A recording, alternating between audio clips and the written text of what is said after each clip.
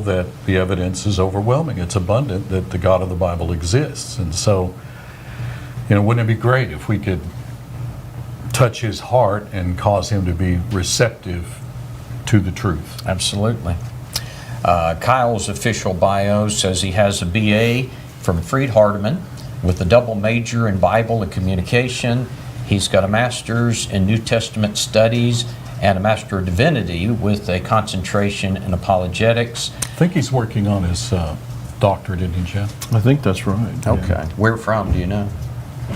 It might be at Freed as well. That's what I thought. Maybe the That's what I thought. Okay.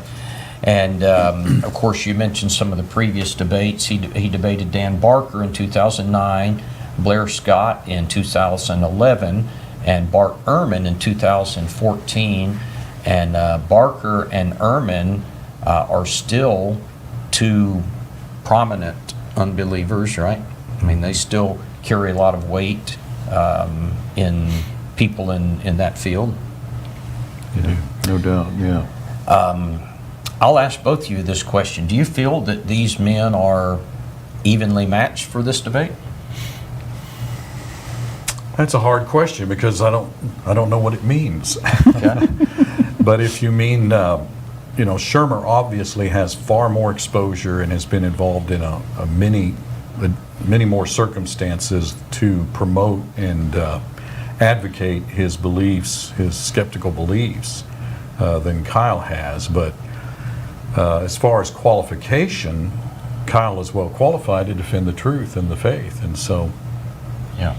The interesting thing about that question, what I'm thinking about is, Kyle's job has been to debate on paper, even if it's not public debates. It's what we do at Apologetic Express. We're constantly debating, and so in that sense, it gives him, compared to even some of the previous individuals he squared off against, Kyle has had really a lot of opportunity to constantly be studying the arguments that these skeptics make. Well, of the people that Kyle has debated, Shermer would be the closest to that, because being a skeptic and being the head of these skeptic organizations and magazines and writing in Scientific American, responding to supernatural arguments for years, then he actually is maybe more versed in dealing with this subject than the other guys Kyle has squared off against. So we have viewed, Michael, this debate as more significant maybe compared to the others that he has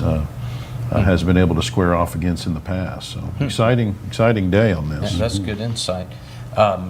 I don't know much about Shermer and his previous debate experience. Has he done much? extensive. Yes, Extensive. a lot of Extensive. debates. He's conducted a lot of debates. I'm not sure how many, but a bunch. Yeah, on many campuses. If he's not debating, he's lecturing. Dozens, I think, of campuses.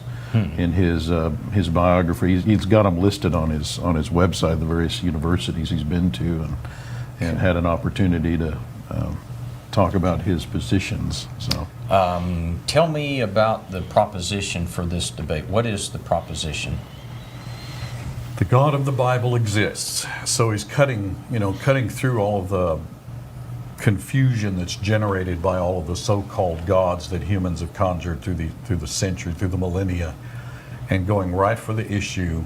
Does not just any God, does God exist, but does the God of the Bible exist? And Kyle is affirming the proposition. Correct. Okay. And then he has to deny this proposition. So how do you determine how best to say it, how do you determine who wins a debate like this? well, unfortunately, there's no panel, I guess, right? We can determine. Voting. How about that? Right. Really, isn't that question, if we rephrase the question, aren't you asking, how do we know when we have arrived at the truth on any given matter? Yeah. That's, to me, what this all comes down. It's what all error comes down to. And we know the Bible plainly teaches not only that you can know the truth, as Jesus said in John 8:32, you must know it. Right. All human beings are under obligation. It's divinely mandatory that people seek the truth, pursue the truth, love the truth, want the truth, and live by the truth. Right. So that's the question. Can we know whether or not the God of the Bible exists? And when I say know, K-N-O-W, I don't mean you have your opinion, I have my opinion, everybody's entitled to their own opinion. That's American culture today. Right. And maybe everybody's entitled to their own opinion in the sense that God has authorized human beings to make their own choices. He created us to be free will agents, but nobody has a right to be wrong Right. if it's on a matter that will determine your eternal destiny. So the question is, can we listen to these two fellas and determine who is speaking the truth on any given specific issue? And as I said, the Bible makes that clear that you can. We can't know everything, but we can know those things that God expects human beings to know in order to be saved and acceptable to Him. Right. It's a debate format like this that's so short is a little unfortunate. As we know, debates in the past had even multiple nights, several hours to really weigh in on these issues that will be brought up. And in the previous debates Kyle has been in, there just wasn't enough time to deal with every single little point that was brought up, because the atheist, the modern mentality of the atheist, their approach a lot of times is to kind of machine gun list a bunch of things, like say alleged contradictions in the Bible, and there's just not enough time to deal with every one of those. And so what we've had to do is Kyle will pick one or two and deal with that, and then maybe write extensively on it for Apologetics Press later. But we're pretty much going to have to expect that kind of thing to happen again. Probably Shermer is going to bring up several things. There won't be time to really deal with all of them, and rest assured, anybody that is watching, we deal with the bulk of this already on our website at apologeticspress.org. It's been dealt with, but Kyle is just not going to have time, I'm sure, to deal with many of the things. But Kyle is very seasoned in knowing how to deal with those situations, because that's very typical of atheists to do that now. Now, you mentioned the shorter format. Can you tell us and the viewers what the format will be today?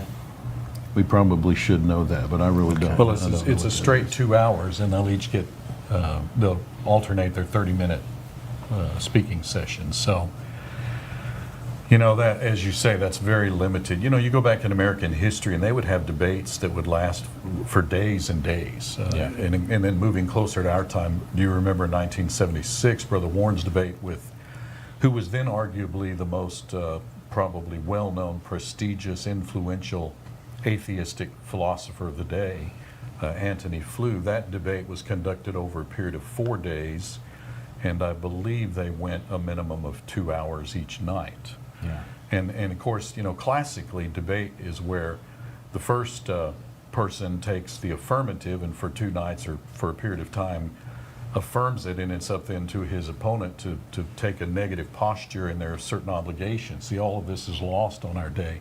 And then they switch places, and the other one has to take the affirmative position. And notice that Shermer's not having to do that. It's Right. much easier to sit back and take pot shots, Right. but to then defend and present evidence that proves your case, that's a different matter altogether. So what will Kyle have to do to prove his proposition today? Well, he would have to present evidence that demands the conclusion that the God of the Bible exists, Okay. that we can know that. I didn't define that term know. Philosophically, that word means to have such certainty that you cannot possibly be wrong. Yeah. Well, there's a lot of things in life we can't be certain about and absolutely know. A lot of people claim to know things that they don't know. Right. But that doesn't mean that there isn't truth that can be known. And certainly the matter of whether or not the God of the Bible exists, that's a matter of knowledge. That's We right. can know it. We absolutely can know it. What would Dr. Shermer have to do to successfully deny Kyle's affirmation? Well, what he's probably going to try to do is bring up certain points that he believes shows there's an internal inconsistency with the concept of who the God of the Bible is. And so if he could bring up such a point that where it could not be harmonized what the Bible teaches about who God is, that perspective, that portrait of who God is cannot be harmonized with whatever point Shermer brings up, then I would say he's disproven the existence of that God. I asked Kyle the other day, Kyle is so extensively studied, of course, Michael Shermer, as he does in all these debates with various individuals, and the many debates that are available online and so forth. And so I asked him, do you think that he'll take more of a philosophical attack versus a scientific attack, which he does both in his writings.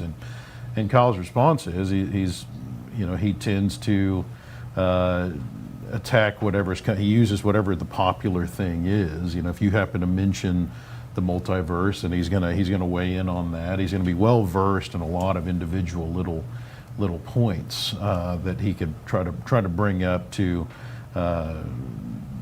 muddy the water, throw stick in the spokes on the idea of the Christian God. So which route he's going to go, science, philosophy? He's probably going to go both. Kyle's got to be ready to deal with whatever approach he might throw out there. So you may know the answer to this from working with Kyle. What approach is Kyle going to take? He tailors his debate response to The person he's to the dealing person, with. yeah. Mm-hmm. And Kyle will have seen so much of his stuff. He already probably knows what Shermer's going to say before he says it.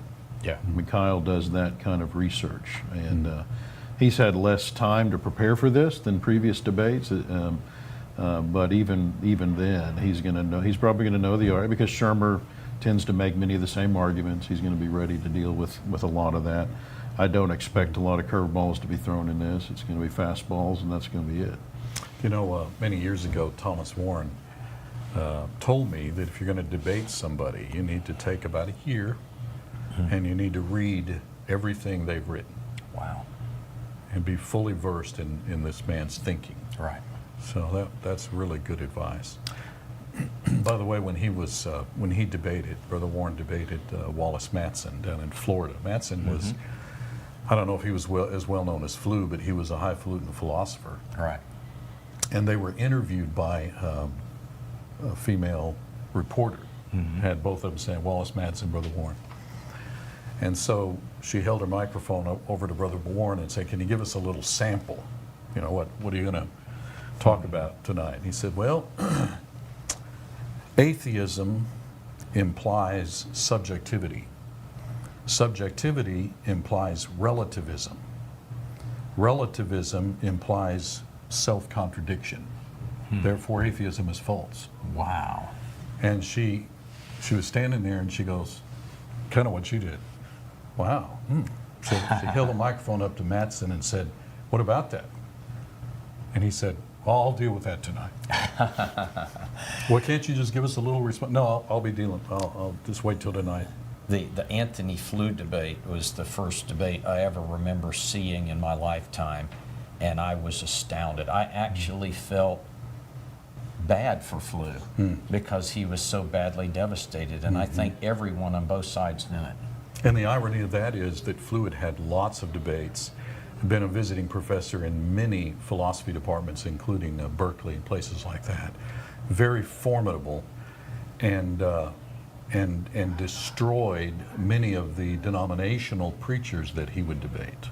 But when he came up against a New Testament preacher who knew the truth, it made him look incompetent.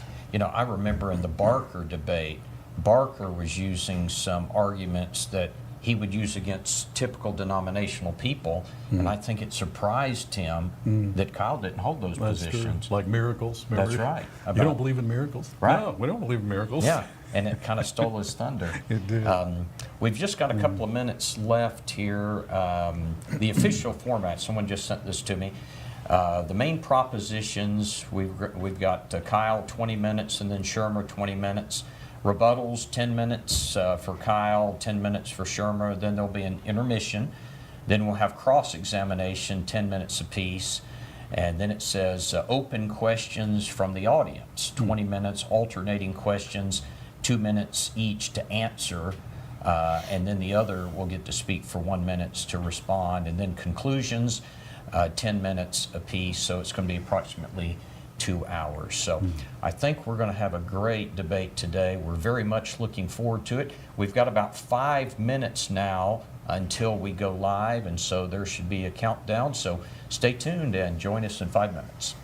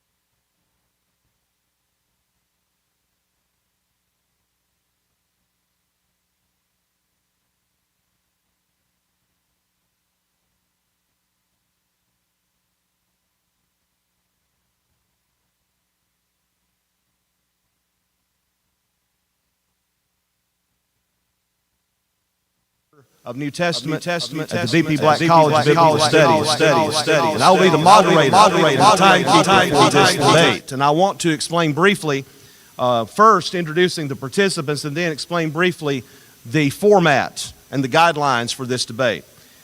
We have Kyle Butt, who works for Apologetics Press and has been with them for 20 years and is the author of numerous books.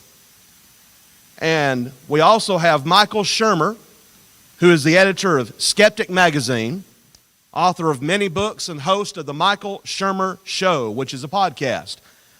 If you would, please give these two participants a round of applause.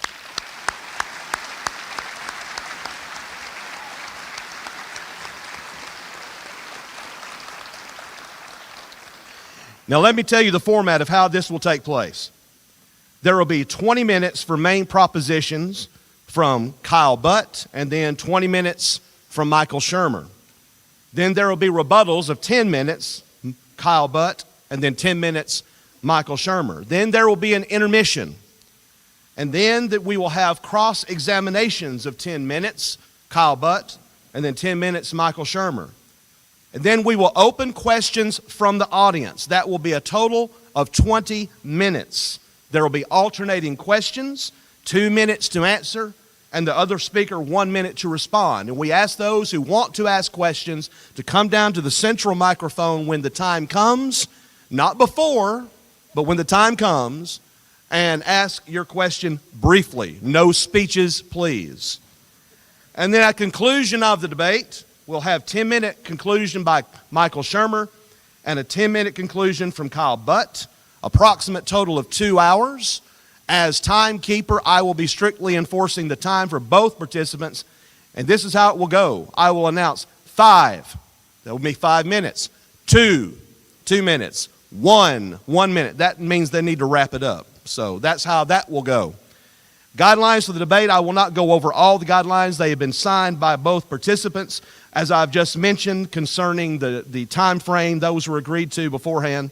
The debate proposition is the God of the Bible exists.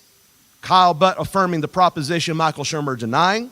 Neither disputant will introduce into his last speech arguments or evidence that has not previously been introduced into the debate, unless such is obviously necessary to reply to what the other has stated. Now, one hint for the audience. As the moderator, I am the enforcer, which means we will not tolerate any, I repeat, any outbursts of any sort, which means no amens, no attaboys, no aw, nothing like that. If you do, one warning will be given. One. If you persist in that, I will direct some of our Zorn scholars and whoever else is an enforcer to escort you out of the building. If you don't believe me, try me.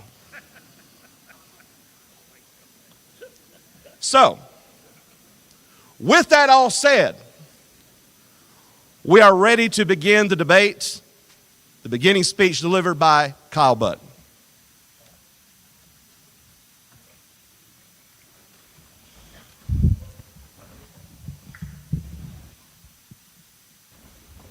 Dr. Shermer, Dr. Hester, and Faulkner University appreciate your participation and what you've done to make this possible. Also appreciate all of you who have chosen to take your time, who have chosen to be here today. And the reason that I think it's so important that you are here is because it shows that you're thinking people, that you care enough about the most important questions in life to spend serious time dealing with them. I'd also like to tell you how glad I am to be in this debate with Dr. Michael Shermer. He is a very intelligent, very well-known, very widely listened to spokesperson for unbelief. And when he was on the Ben Shapiro show in 2018, Ben Shapiro said, "Hey, I think that you are one of the most well-known atheists in our country, maybe in the world."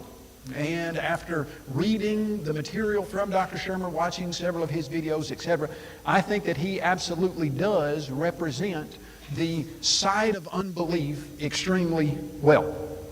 And so here we are to discuss the existence of God.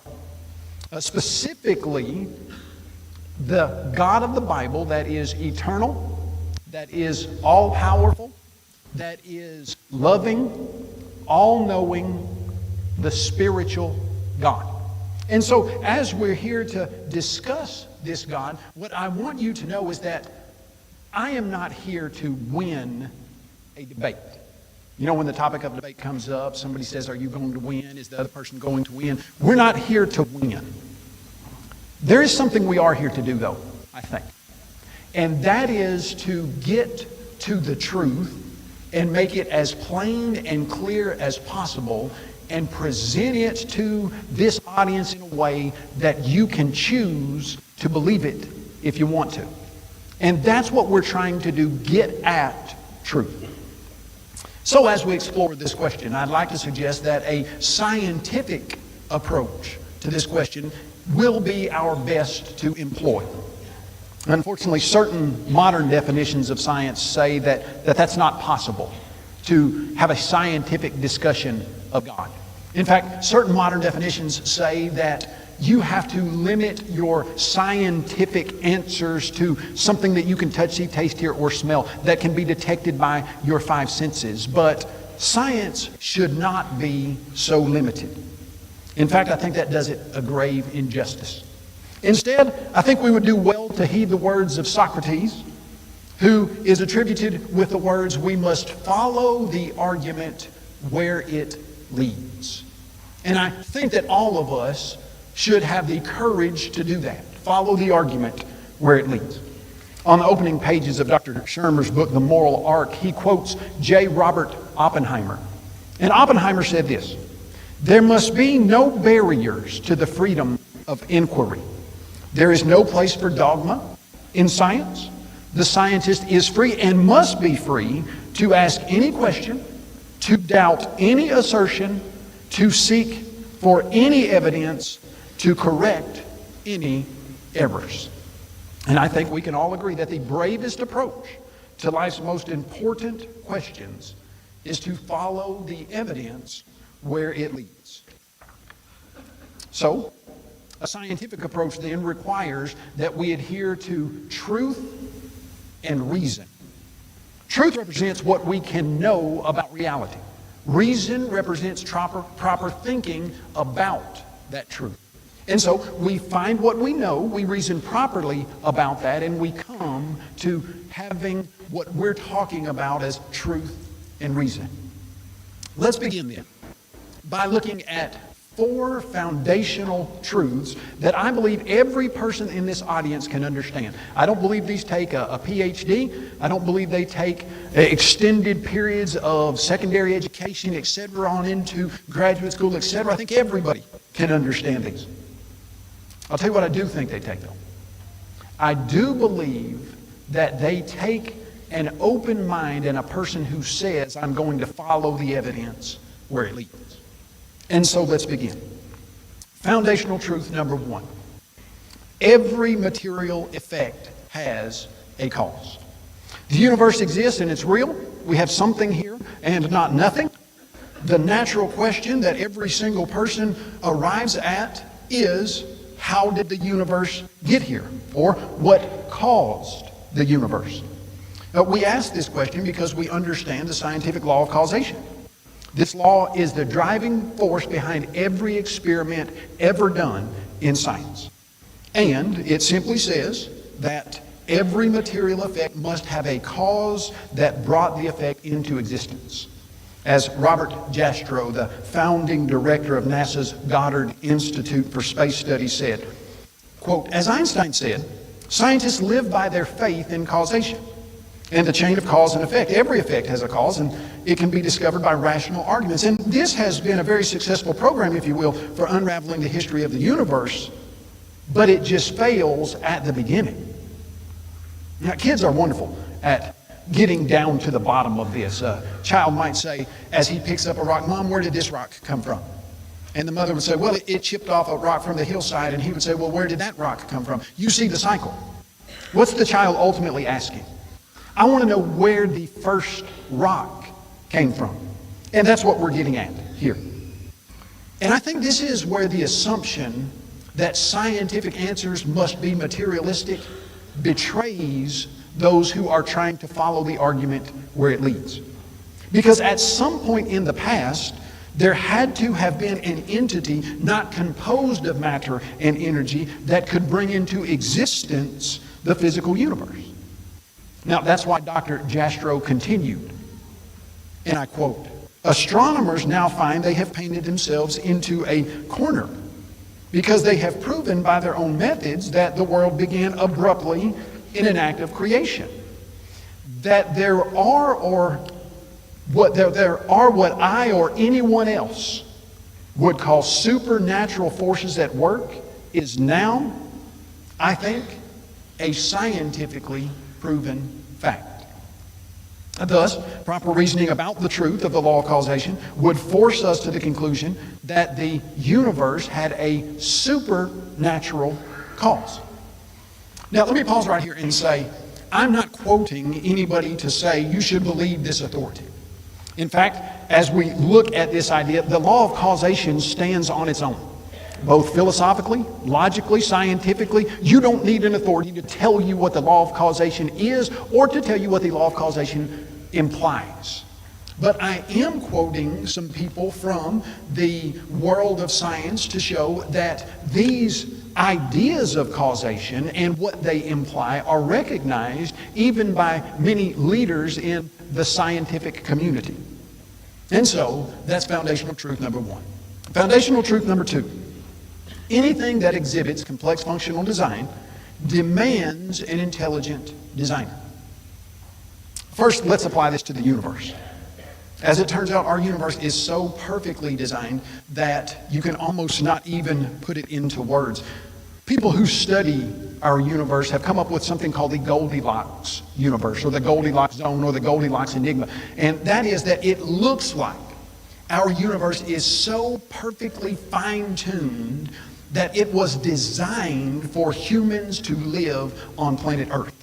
That's what it looks like as you look at the constants of the universe. And let me show you what I mean by that.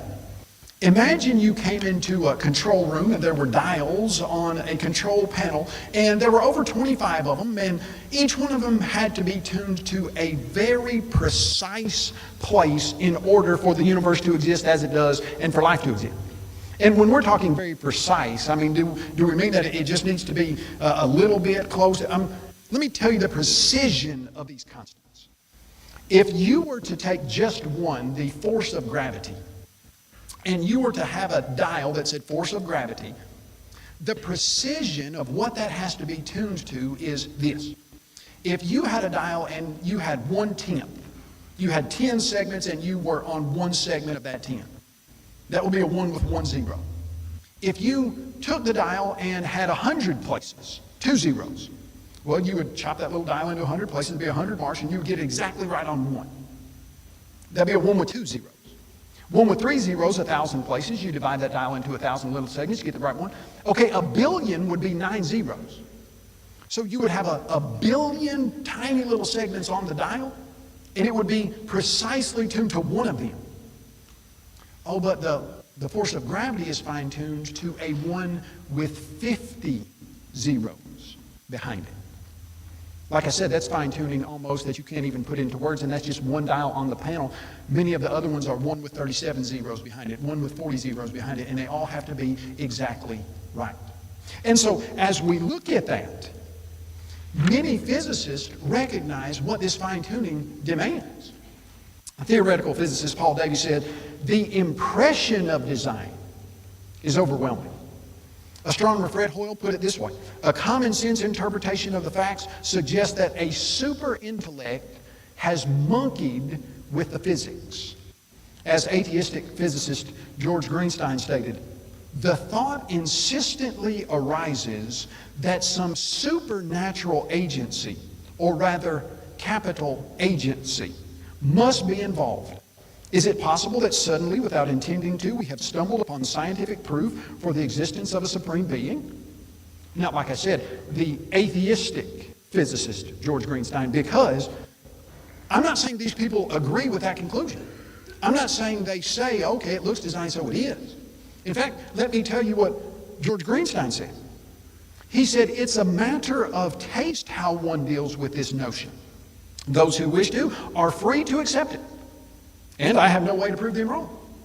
But I know where I stand. I reject it utterly." So anyone can reject the conclusion that a supernatural agency brought the universe into existence, if they want to. But I would argue that they can't logically or reasonably do so. And most people who reject the idea of a creator begin with a false assumption that truth must only arrive at, or science must only come to, conclusions that are materialistic or naturalistic, scientific naturalism. Now, not only does the universe exhibit this type of design, but as we look at the biological world around us, animals and other living things, we see that there is much design in the universe. Well, let's just take the human brain, the most complex 3 pounds of matter in the entire universe. The human brain takes up about 1,300 cubic centimeters. It's about the volume of 10 tennis balls. But what we find out is that it's got amazing computing capabilities. And to illustrate this, let's compare it to a supercomputer. There's a supercomputer called the Fugaku supercomputer that's in Kobe, Japan. This Fugaku supercomputer can process operations at 1/2 of a quintillion operations per second. Massive number. It is housed in a place that takes up about 6,000 square feet, which is 2 tennis courts. It uses 400 million watts of electricity per hour. Fascinating supercomputer. Now let's compare our brain to that. Our brain, again, 1,300 cubic centimeters. It housed in something far, far less than 6,000 square feet. It takes 12 watts of energy to power per hour, and it can process 1 quintillion operations per second. That's twice as much as the Fugaku computer, and that human brain not only processes twice as much, but it's doing all kinds of other things while it's computing information. And so, if we just compare the human brain to a supercomputer, there's no doubt that we see complex functional information involved. The Fugaku supercomputer cost $1 billion to build, and it was constructed over many years. So we see this in the material world. Now, in his book, Darwin Matters, Dr. SHERMER said, the reason people think that a designer created the world is because it looks designed. Now, again, Jerry Coyne, in his book, Why Evolution is True, said, nature resembles a well-oiled machine. The more one learns about plants and animals, the more one marvels at how well their designs fit their ways of life. Of course, these men don't believe in God, but the fact remains, as Stephen Mayer stated, in all cases where we know the origins of specified information, intelligent design played a causal role. There's an excellent reason that the universe and life in the universe look designed. The argument goes as follows. Anything that exhibits complex functional design demands an intelligent designer. The universe and life in the universe exhibit complex functional design. Therefore, the universe and life in it had an intelligent designer. Foundational truth number 3. Objective moral values exist.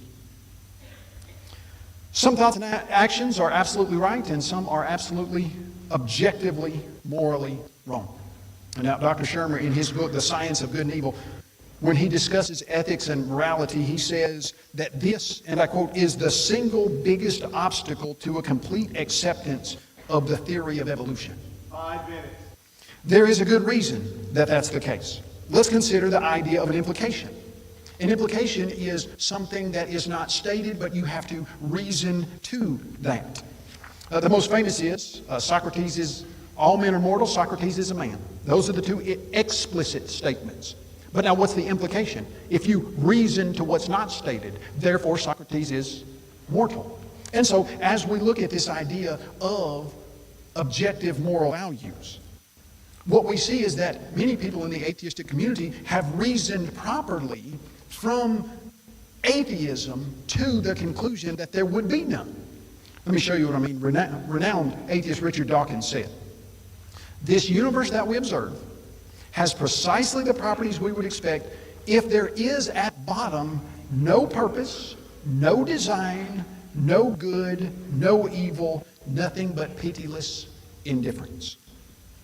Cornell University, William Provine said, and I quote, "No inherent moral or ethical laws exist, nor are there any absolute guiding principles for human society. The universe cares nothing for us, and we have no ultimate meaning." Here's what he's saying. If atheism is true, and the material world is all that there is, there can be no objective moral standard outside of humanity, and so they reason properly that without God in the picture, you cannot put forward an objective moral standard. And as you look at that, even Charles Darwin recognized this truth. He says, and I quote, "A man who has no belief in a personal God can have for his rule of life, as far as I can see, only to follow those impulses and instincts which are the strongest or which seem to him to be the best." Or as Jean-Paul Sartre honestly and forthrightly stated, "Everything indeed is permitted if God does not exist."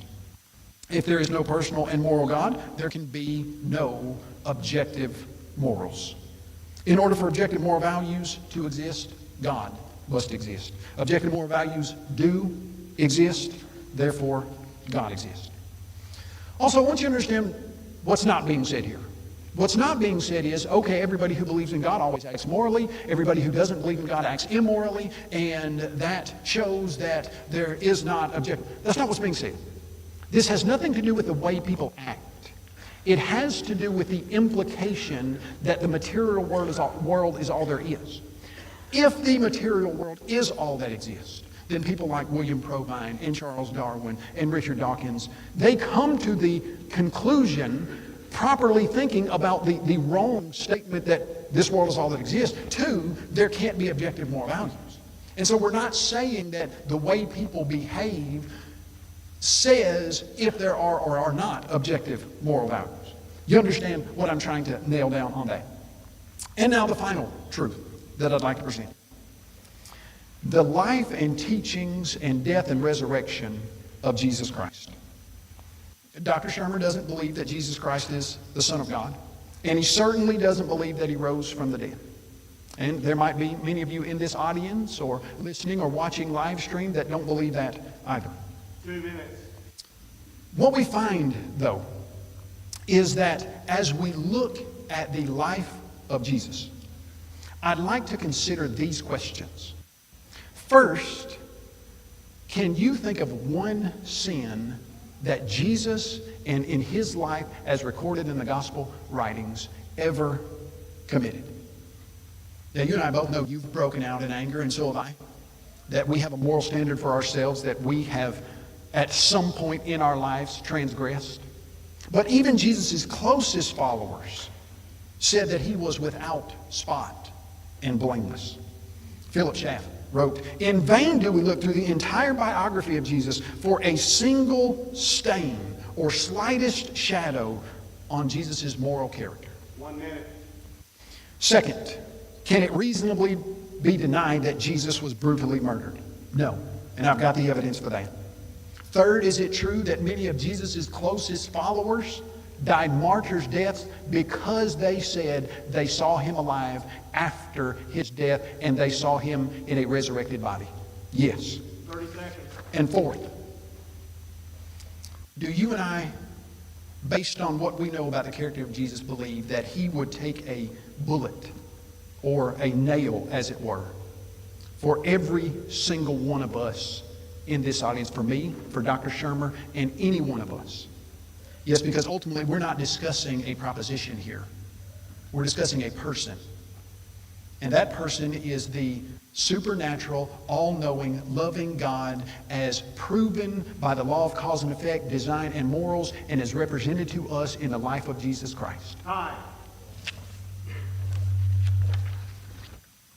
Please, no outbursts. Wow. Ladies and gentlemen, brothers and sisters, comrades and friends, nice to see you all. Thank you for coming out. A phrase you hear a lot these days on liberal college campuses. Ooh, tough audience. Okay. It is acceptable flag. Thank you. Thanks, boss. Most of the college campuses I speak at, they don't have somebody like Dr. Hester. So I'm grateful for that. Because those audiences are really tough. Because I'm not a woke progressive. So there I'm sweating like a gender studies professor trying to answer the question, what is a woman? Oh boy. Okay. Kyle defined God as all-powerful, omnipotent, all-knowing, omniscient, and all-good, omnibenevolent, who created out of nothing the universe and everything in it, himself or itself, uncreated and eternal, a perfect, non-corporeal spirit who created, loves, and grants eternal life to us if we select it. How many of you, just show of hands, it's okay to get a show of hands. No, it's not okay. No. Really? No. Oh, okay. All right. Just curious how many people here believe in God, but I have a sneaking suspicion what that is. So let me just start with two assumptions then. That definition of God I just gave, I'm not God. Would you agree? And you're not either. Yes? Okay. I guess you can't respond. All right, it's all right. My conclusion from this, I'm not God and you aren't either, is that none of us knows anything for certain. We say things like 100%. I know for 100% whatever it is you're talking about. Of course, we're just speaking metaphorically. We're kind of trying to convey, I'm really, really sure. But since we're not omniscient, then we don't know for sure. So there's always some doubt, there should be, about any proposition. Even love, for some reason the example of love always comes up as some sort of exception to a scientific, rational analysis of something. But I don't think that's quite true, because you know what you call love without evidence? Stalking. Okay. I am the enforcer. All right. In something called Bayesian reasoning, which has to do with assigning probabilities to things as being likely true or likely not true or undetermined at the moment in some percentage between 0 and 100, say between 1 and 99%. There's something called Cromwell's rule. Oliver Cromwell was the famous English politician who famously said, "I beseech you in the bowels of Christ, think it possible you might be mistaken." So in Bayesian reasoning, Cromwell's rule is never assign a 0 or a 1 to any proposition, just in case. So somewhere between 1 and 99%. For example, UFOs and UAPs you've heard about. I wouldn't say 0%, I'm pretty skeptical, but I put it like less than 1% that they represent aliens and much higher percent that they represent something else, okay? And so we have to proportion our confidence in a belief based on the evidence. Is the evidence weak? So we should proportion our confidence in it low. Our Bayesian credence, as they say, based on our priors. If our priors tell us it's probably not true, then we should have low credence or low belief. If the evidence is quite good and our priors about the evidence are high, then we should have high credence that the proposition is true.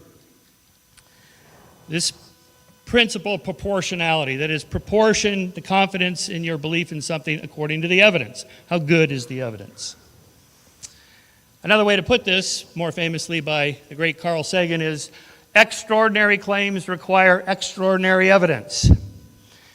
So if I tell you a little story, I came here from Santa Barbara, where I live, and I took a regional airliner out of the Santa Barbara airport to Dallas-Fort Worth to connect, then connected from Dallas-Fort Worth last night to Montgomery. And an interesting thing happened on that late night connecting flight last night between Dallas and Montgomery. A bright, light, and huge ship hovered over our airliner, and I was abducted out of my seat and taken up to the mothership in orbit around Earth, where I met the Pleiadians, who told me that Earthlings have to get their stuff together about global warming and nuclear weapons and so on or else. And then, miraculously, I was put back in my seat and I landed safely in Montgomery. Okay, which part of this story would you need some extraordinary evidence before you would believe? It's obvious, right? You could pretty much take my word for it that I live in Santa Barbara, and then we have a little regional airport that connects to Dallas and so forth. You don't really have to fact check that. You can look it up online. SHERMER, Santa Barbara, yeah, okay. But for the most part, you can take my word for it. But the other part, you really should demand some evidence. Hang on. You went to the spaceship? Did you get one of the little knobs from the dashboard? You got something to show us? Because that seems pretty improbable, SHERMER. So it would be reasonable for you to argue, I want more evidence than you've given. All right, let me tell you a little story about that Carl Sagan, a little thought experiment Carl liked to use as an instrument for expressing these ideas. I have a dragon in my garage. Please stand behind the podium. Okay, boss. Thank you. Oh, I think we have cameras, right? Yes, all right. Would you like to see the dragon? I mean, we've heard about dragons in myth and stories. It would be fantastic if they were real. So you go, yeah, I want to see it. I just can't take your word for it, SHERMER. I got to see this thing, right? So I take it to my garage. I open the garage. You look inside, and there's some old boxes, a couple of bicycles, some paint cans, but you don't see any dragon. And you go, well, where's the dragon? I go, well, this is an invisible dragon. Oh, an invisible dragon, huh. Well, how about if we sprinkle some flour on the floor, and then when the dragon walks around, we'll get some footprints of the dragon, and then we can see evidence for its existence. And I said, well, no, you see, this invisible dragon hovers above the ground 2 feet. It's a levitating invisible dragon. Oh. Well, it's a dragon. It's an animal. It gives off body heat. So what if we take one of those thermometers we use during COVID, that point at people's foreheads to get their temperature? We'll point this thing around the room, and then we can see where the dragon is, maybe the outline of the body of the dragon. Well, no, sorry, this is a cold-blooded dragon. It doesn't give off any heat at all. Well, what about the fire? We know dragons are fire-breathing, so surely we can detect the heat of the fire. Nope, this is cold fire. Cold fire. At some point, you got to say, Shermer, come on. This isn't really very good evidence. This is just hand-waving away something that may or may not exist. How can you tell the difference between an invisible, levitating, cold-blooded, cold fire-breathing dragon and no dragon at all? You see where I'm going with this. And you say, well, I say to you, the skeptic of the dragon, but I feel the presence of the dragon in my heart. Yeah, okay. I can imagine if you really believe in the dragon, it would have effect on your emotions. But that's not enough for me to believe that I don't feel anything from the dragon. Well, but when I pray to the dragon, sometimes good things happen. Yeah, but sometimes good things happen anyway, by chance. How do I know that the prayers to the dragon are actually a test, or you're just remembering the hits and forgetting the misses, the times you prayed and nothing happened, or bad things happened, and so on? This, I contend, is the problem with this approach to believing in God. You're taking an evidentiary approach, claiming you can prove it's true. In other words, this is in the realm of empirical scientific truths, which I think is a mistake. I think it belongs in the realm of religious truths or mythic truths, truths that have other values other than what science can provide for us. If I ask you, do you think Middle Earth really exists? In Tolkien's trilogy, you'd look at me like I was out of my mind, or like Harry Potter's Hogwarts. Is this real? It's like, you've missed the point of the story. It isn't about whether there's really Hogwarts or Middle Earth.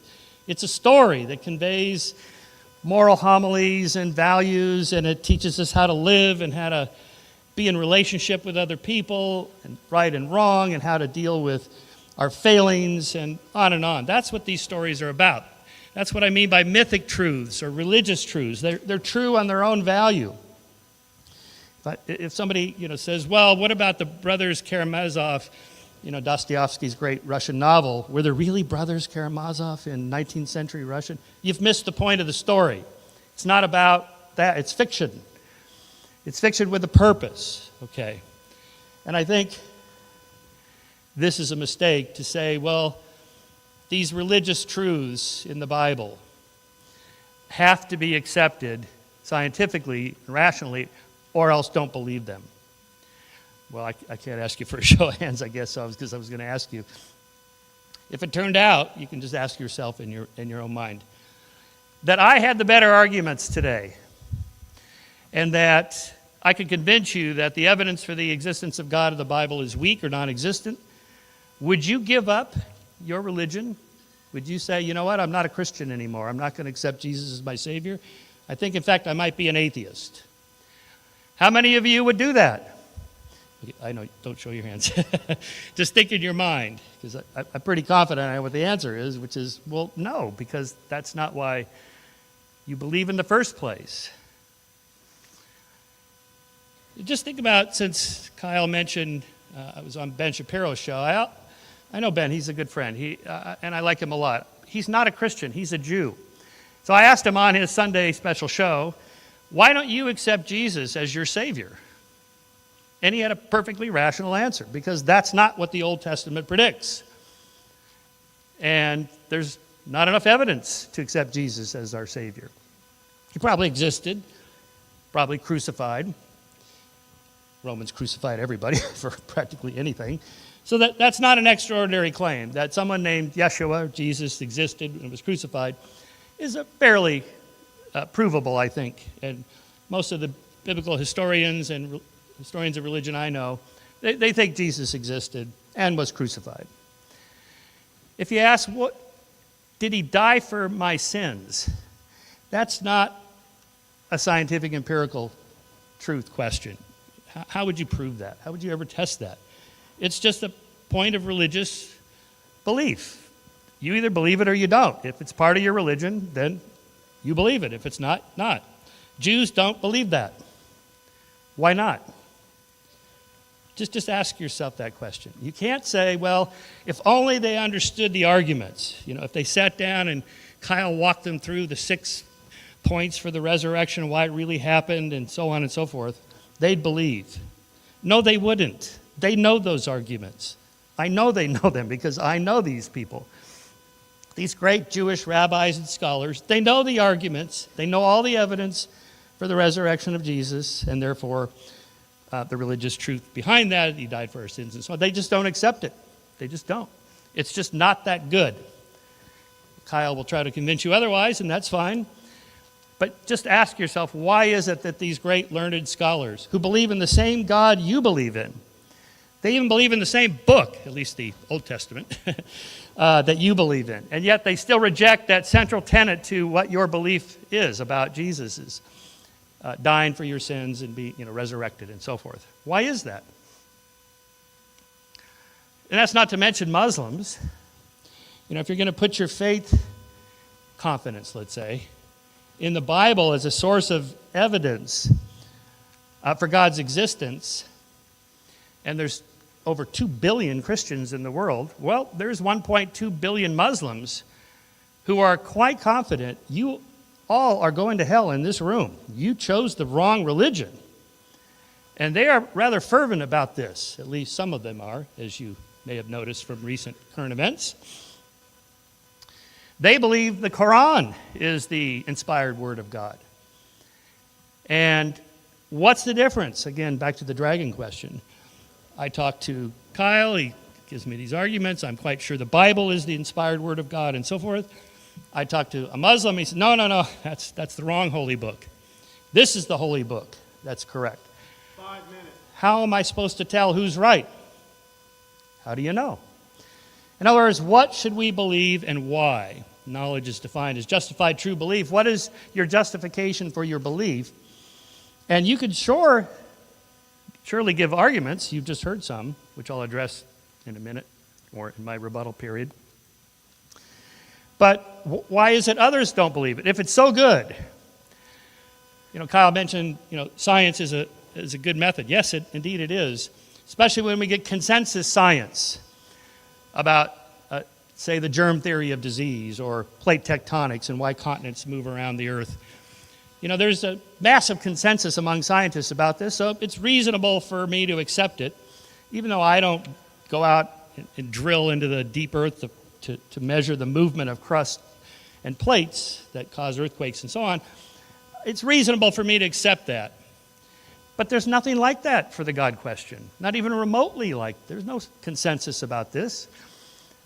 And that's not to mention, had we not been born when we were, had we been born 10,000 years ago, none of us would believe in a single God. There was no such thing as monotheism.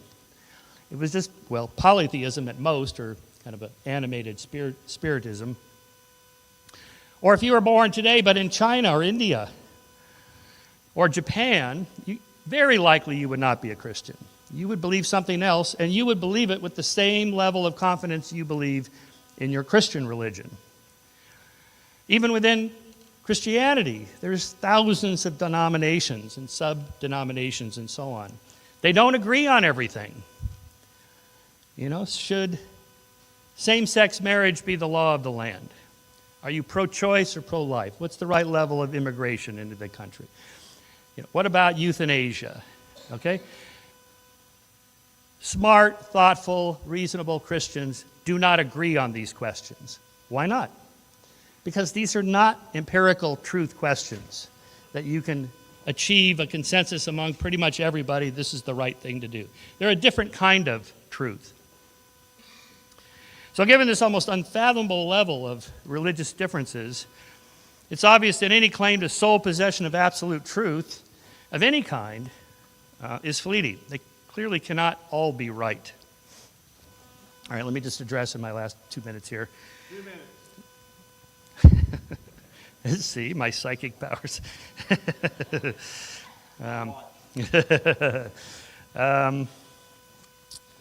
So Kyle's first argument, let's just look at that, for this was, every material effect has a cause. This argument dates back to the great Thomas Aquinas, the great theologian, Catholic theologian. He had his prime mover and first cause arguments. They're pretty much the same.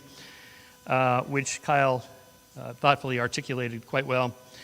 So here's my response to that. The universe is everything that is, ever was, or ever shall be. Thus, God must be within the universe or is the universe. In either case, God would himself need to be moved, or caused, if you will. And thus, the regress to a prime mover just begs the question, well, who moved God? Or what moved God? If God does not need to be moved, then clearly not everything in the universe needs to be moved. Maybe the initial creation of the universe was its own prime mover, which happens in quantum effects. 1 minute. Uncaused. In either case, God would himself need to be caused and so forth. So what do we do with these infinite regresses? You don't have to do anything with them because they're not proofs of anything. They're just saying we're hitting an epistemological wall at the end of the regress. Kyle's willing to say, I'm going to end it there and then invoke this supernatural being that kicked it all off. But how do you know the supernatural being exists? Why would I believe that? This is back to the dragon story. Well, I feel the presence of the dragon, so on and so forth. 30 seconds. So I contend that at the very least, just say, I don't know what caused the first cause. And really, that is the scientific answer. Nobody knows. I know nobody knows because I don't know, I know you don't know, and I know all the scientists that study this, they don't know either. What was there before the Big Bang? We don't know. All right, I'll pick up the other arguments there. Thank you.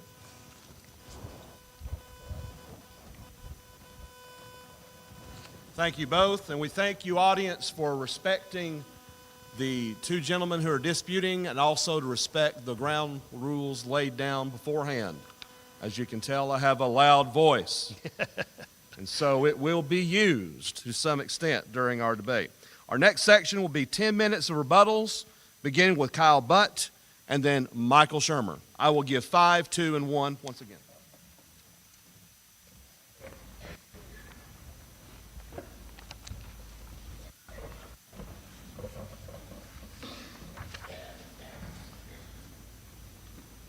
None of us knows anything for certain, was how his opening statements began. I think that's just patently false. I think you do know lots of things for absolute certain. You are sitting here this morning and you know that.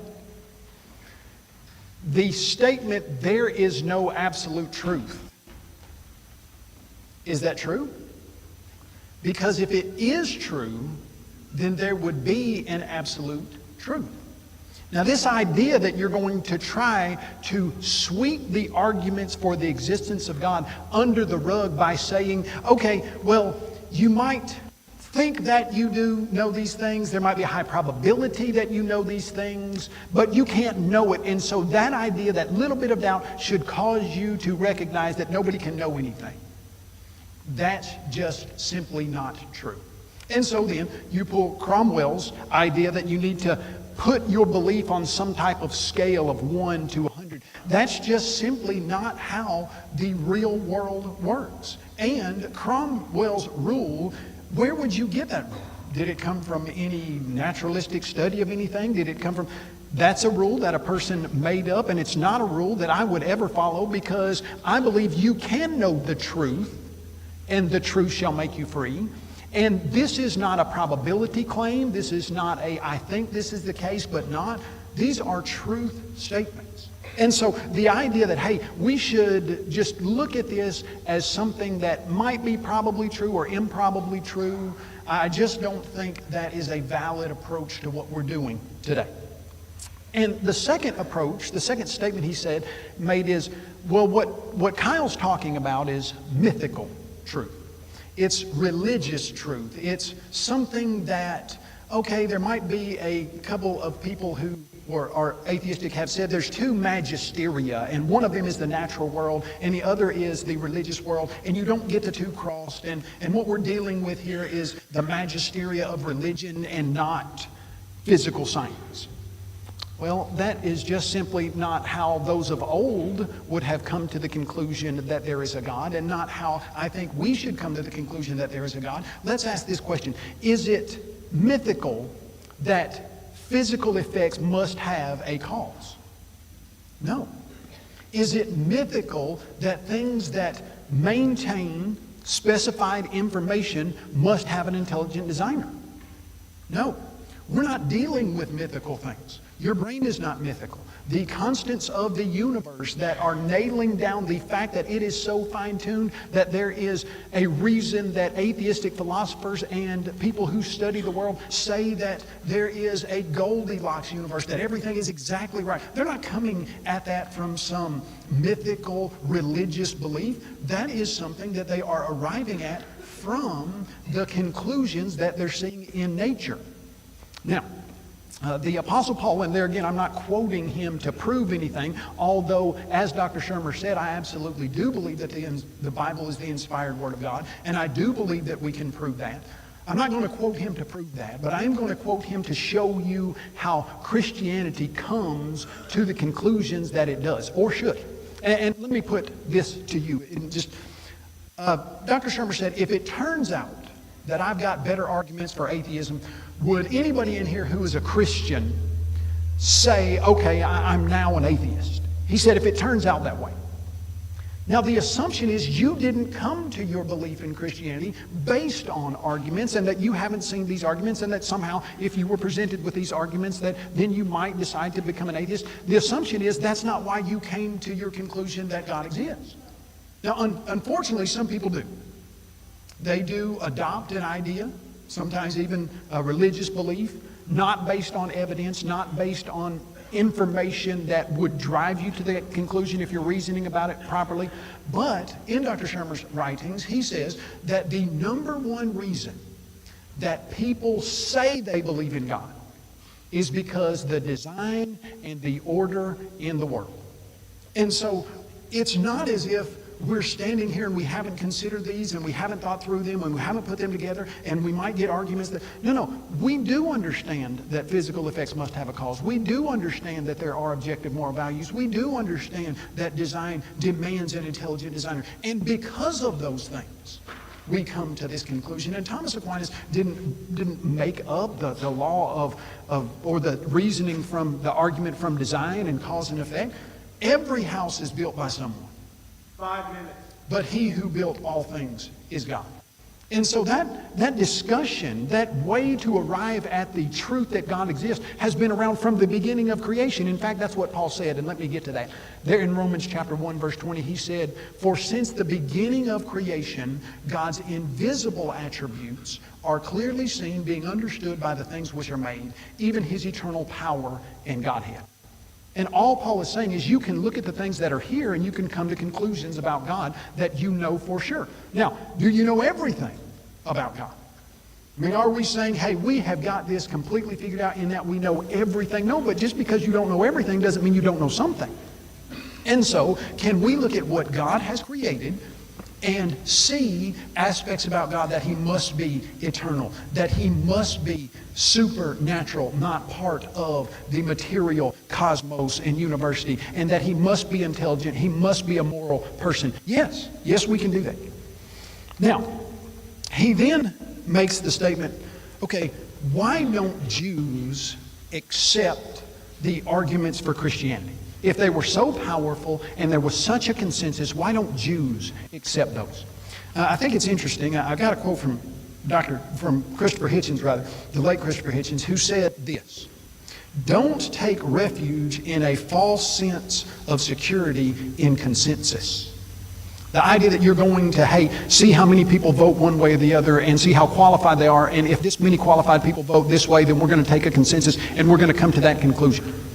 Secondly, the idea that Jews don't accept the arguments for Jesus, well, number one, that's an oddly stated statement, because if a Jew does accept the arguments for Jesus and the resurrection, what does that Jew become? A Christian. So that would be like saying, well, why don't atheists accept the arguments for the existence of God? Well, the ones who do accept the arguments are no longer atheists. But the next aspect of that is, right now in the world, there is a group of people called Messianic Jews, or Messianic Judaism. It's a worldwide thing that's been going on since 1915, and the Messianic Judaism says we believe that we are Jews, but we accept the messiahship of Jesus Christ and they are Messianic Jews who do accept the Messiahship of Jesus Christ. Now, secondly, I guess this would be thirdly, Christianity rose out of the Jewish nation. In fact, as you watch the progression in the book of Acts, 3,000 people became Christians, were baptized into Christ on the day of Pentecost, and then it went to 5,000, and many of the priests were converted. And then you see Suetonius making a statement that Claudius kicked the Jews out of Rome, and most every scholar that I've read believes that's because so many of the Christians were Jews. He was getting Judaism and Christianity mixed up together, and so he just kicked the Jews out. And so the number of Jews that became Christians to start with was very, very large. 2 minutes. And then if you look at the idea of Paul, who was a Hebrew of Hebrews, he said, and then Paul went through all the reasons why. I understand why my other Jews might not accept Jesus, but here is the evidence and why you should. And so that idea that Jews just don't accept Christ doesn't correspond with how we're trying to do things. How are we trying to do things? And then apply this to the idea of Muslims. Okay, Muslims don't believe you're right. Okay, all we're asking, all we've ever been asking, is what was written down almost 2,000 years ago by the Apostle Paul: test all things and hold on to what is good. What we're saying is, do assess the evidence. Take the Quran and take the Bible and use historical textual analysis on both of those and see which one comes out as a superior record of what really happened in history. 1 minute. You take the life of Jesus and the life of Muhammad, and you compare those two. Jesus, who said, "My kingdom is not of this world. If my kingdom were of this world, my people would fight." And not only did Jesus' people not fight, not the ones who were following his commandments and his life example as he stated it, but Jesus' people conquered the world by loving their enemies. And you take any amount of evidentiary-based thinking you want, and you compare Christianity to any other system. And you compare the Christian documents to any other documents. And what you're going to arrive at, I believe, is the truth if you reason properly about the evidence.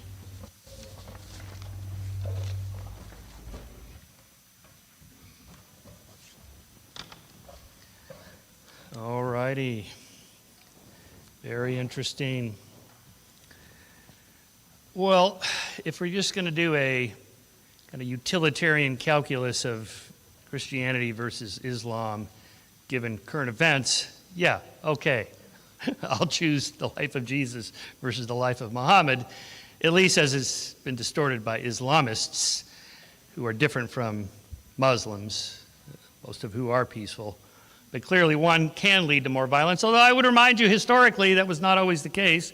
Christianity went through the Enlightenment and became quite pacified compared to the way, let's say, Christians used to treat Jews.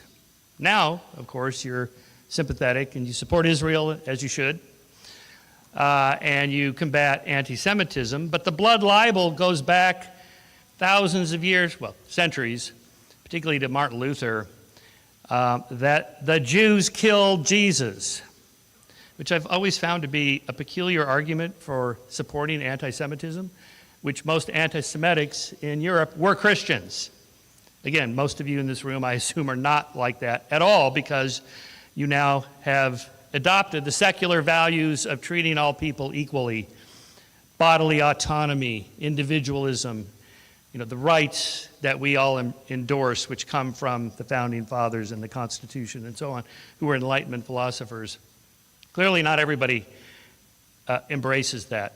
Now, Kyle's argument about the Jews not accepting Jesus and then the Messianic Jews, these are informally called Jews for Jesus. Okay, yeah, there are some, of course.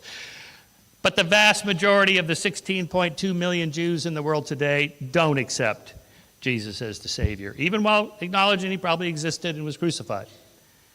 This is not an empirical question, and I beseech you, per Oliver Cromwell, don't put your faith and your religious beliefs on that, on some set of arguments. And again, the implication is that, well, they just don't understand. Yes, they do. They do understand the arguments and the evidence presented for the resurrection of Jesus. The empty tomb, the women went to the tomb and so on, and apparitions after the death to certain people. So they know all those arguments. They've read the books. They've written counter books. It's just not that good. It just isn't. It's an extraordinary claim. 100 billion people have lived and died before the 8 billion people alive today. Not one of them has come back from the dead, except for maybe one, Jesus. So the odds are 100 billion to 1. That's a pretty extraordinary claim. Is the evidence proportional to that 100 billion to 1 odds of this happening? No, it isn't. If it was, I'd believe. Well, I did used to believe. I'll tell you about that in my closing arguments. But I just don't think the evidence is that good. And I only bring up the Jews. I could bring up Hindus and Buddhists and all the other world religions who also don't believe it. But it's easier to connect with you on the Jewish question because A, we're sympathetic to them. B, you know that they know the arguments because these great learned scholars and rabbis, they read all this stuff. They know what the arguments are. Okay, so I don't accept that as a counter to that. In any case, as I said, if I had better arguments, you wouldn't abandon your belief in Jesus as your Savior. You wouldn't. You wouldn't. For good reason, because it's not in an empirical realm. Well, in the Q&A, you can tell me if you would, since I'm not allowed to ask. Okay. All right, let's look at there's no absolute truth. Okay, so I slightly misspoke, or I didn't communicate this clearly. There is absolute truth. Let's say there's, 973 people here today. I don't know what it is, but there is or there isn't. We can just count them up. We know absolutely what the true answer to that question is. How many people are there in this room today? Yep, that's true. What I'm talking about is your knowledge of what is true cannot be 100%. You said so yourself when you nodded when I said, "Are you God?" And you're not, and neither am I. So none of us knows for sure what the absolute truth is. Of course, there is truth to be discovered, but we can't know it. So my argument is for intellectual humility. Just be humble. Just not be quite so absolutely certain of your beliefs, because you might be wrong. And I have to say, I could be wrong. So if it turns out, when I close my eyes for the last time here on this glorious earth, and I open them up, and oh my God, there it all is, and there's all you, and whoever would be there. Okay, all right. Well, hopefully I'd be the place you are, but maybe I wouldn't, since I don't accept Jesus. I don't know what you think about that, but I'm not close to the idea. I, like anybody, would like to continue my sentient existence for as long as possible, and if that means going to some other realm, some other dimension, or some quantum field, or some supercomputer where my soul is uploaded, whatever it would be, whatever your version of heaven is, that would be fine. I'd be happy to go, I was wrong. Okay, fine. Why didn't I believe? You didn't give me enough evidence. That's why. You gave me a brain to think, and I used it, and I just couldn't decide. I can't imagine an all-powerful, all-loving God who would say, "Smite you, too bad." I just can't imagine any God. I wouldn't want to believe in a God like that. Let's just put it that way. Okay. Let me address the other 2 points, the objective moral values. Believe it or not, I believe in objective moral values. I do. Not on everything. I mentioned a few. What's the right tax rate for the upper income tax bracket? What's the right percentage of immigrants we should allow in the country, and so on. These are political questions that can't be answered empirically. So I would not say those are objective moral values. Those depend on what kind of country you want. All right. But if we talk about other things like rape or murder, are those things objectively wrong? Yes, they are. They're objectively wrong. Well, technically, murder is, by definition, the unlawful killing of another person. Okay, but how do you know it's wrong? Well, first of all, you don't need God to tell you that. In any case, as I've already mentioned, there are plenty of people in the world who think rape and murder is perfectly good. It's totally justified. God told us to. You've seen this in the news recently, right? This is what they believe. Not many. I don't want to indict all Muslims, but Islamists and these Hamas terrorists, this is what they believe, and they think God told them this. This is the problem when you anchor your moral values in the supernatural. How do you convince somebody who believes that a supernatural being told them this is okay? All right, so instead of asking God, how about ask the affected person? How would you feel about having your genitals mutilated? You've heard of this, female genital mutilation. Is this wrong? Yes, it's wrong. It's absolutely wrong, and we should do whatever we can to stop it, even if that means intervening in other people's countries. All right? That's what the implications are of an objective moral standard. The well-being and flourishing of sentient beings. Can they suffer? Do they suffer? The reduction of suffering and the enhancement of flourishing is where we begin, with bodily autonomy. It's your body, it's your mind. They're your thoughts. They belong to you and nobody else. No other collective, nation, ideology, cult of any kind has control over you. 2 minutes. Here I'm talking about adults, rational adults, not children, and so forth. My position, by the way, as an atheist is that's rare. Most atheists, do not believe in objective moral values, but I do, and I wrote a whole book about justifying that. But even if I'm wrong, and back to the, how do you know what these objective moral values are?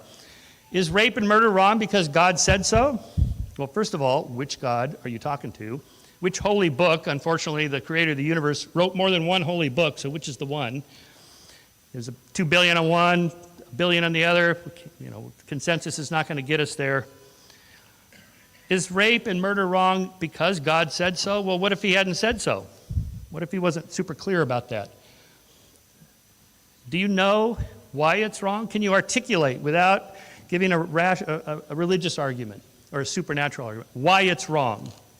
Just ask yourself that in your mind. Can you explain why it's wrong? I can. I wrote a whole book about this, The Moral Art. But in any case, if rape and murder is really wrong, which it is, why do we need God to tell us this? Why not just give us the reasons and skip the middleman? If it's really wrong, just say, here's the argument for why. Why doesn't the Holy Book tell us that? Other than just commanding it. And here I'll wait till later to get into some of the less questionable moral values promoted in the Old Testament. Okay, then I guess in my final comments I'll talk about the design, the apparent good design and intelligent design. It isn't. And I'll address that in the next round. Thank you.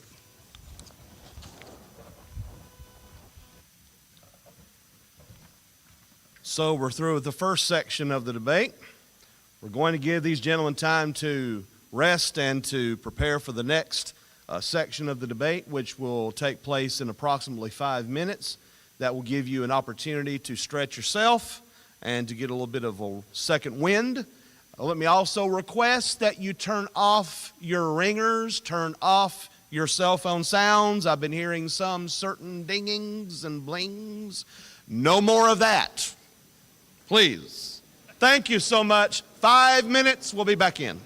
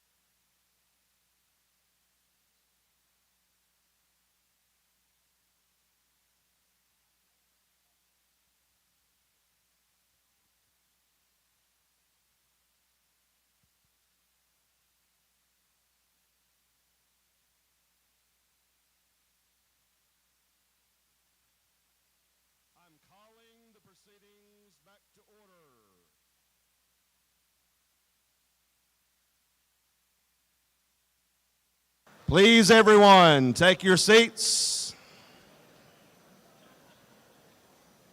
And we will get started momentarily.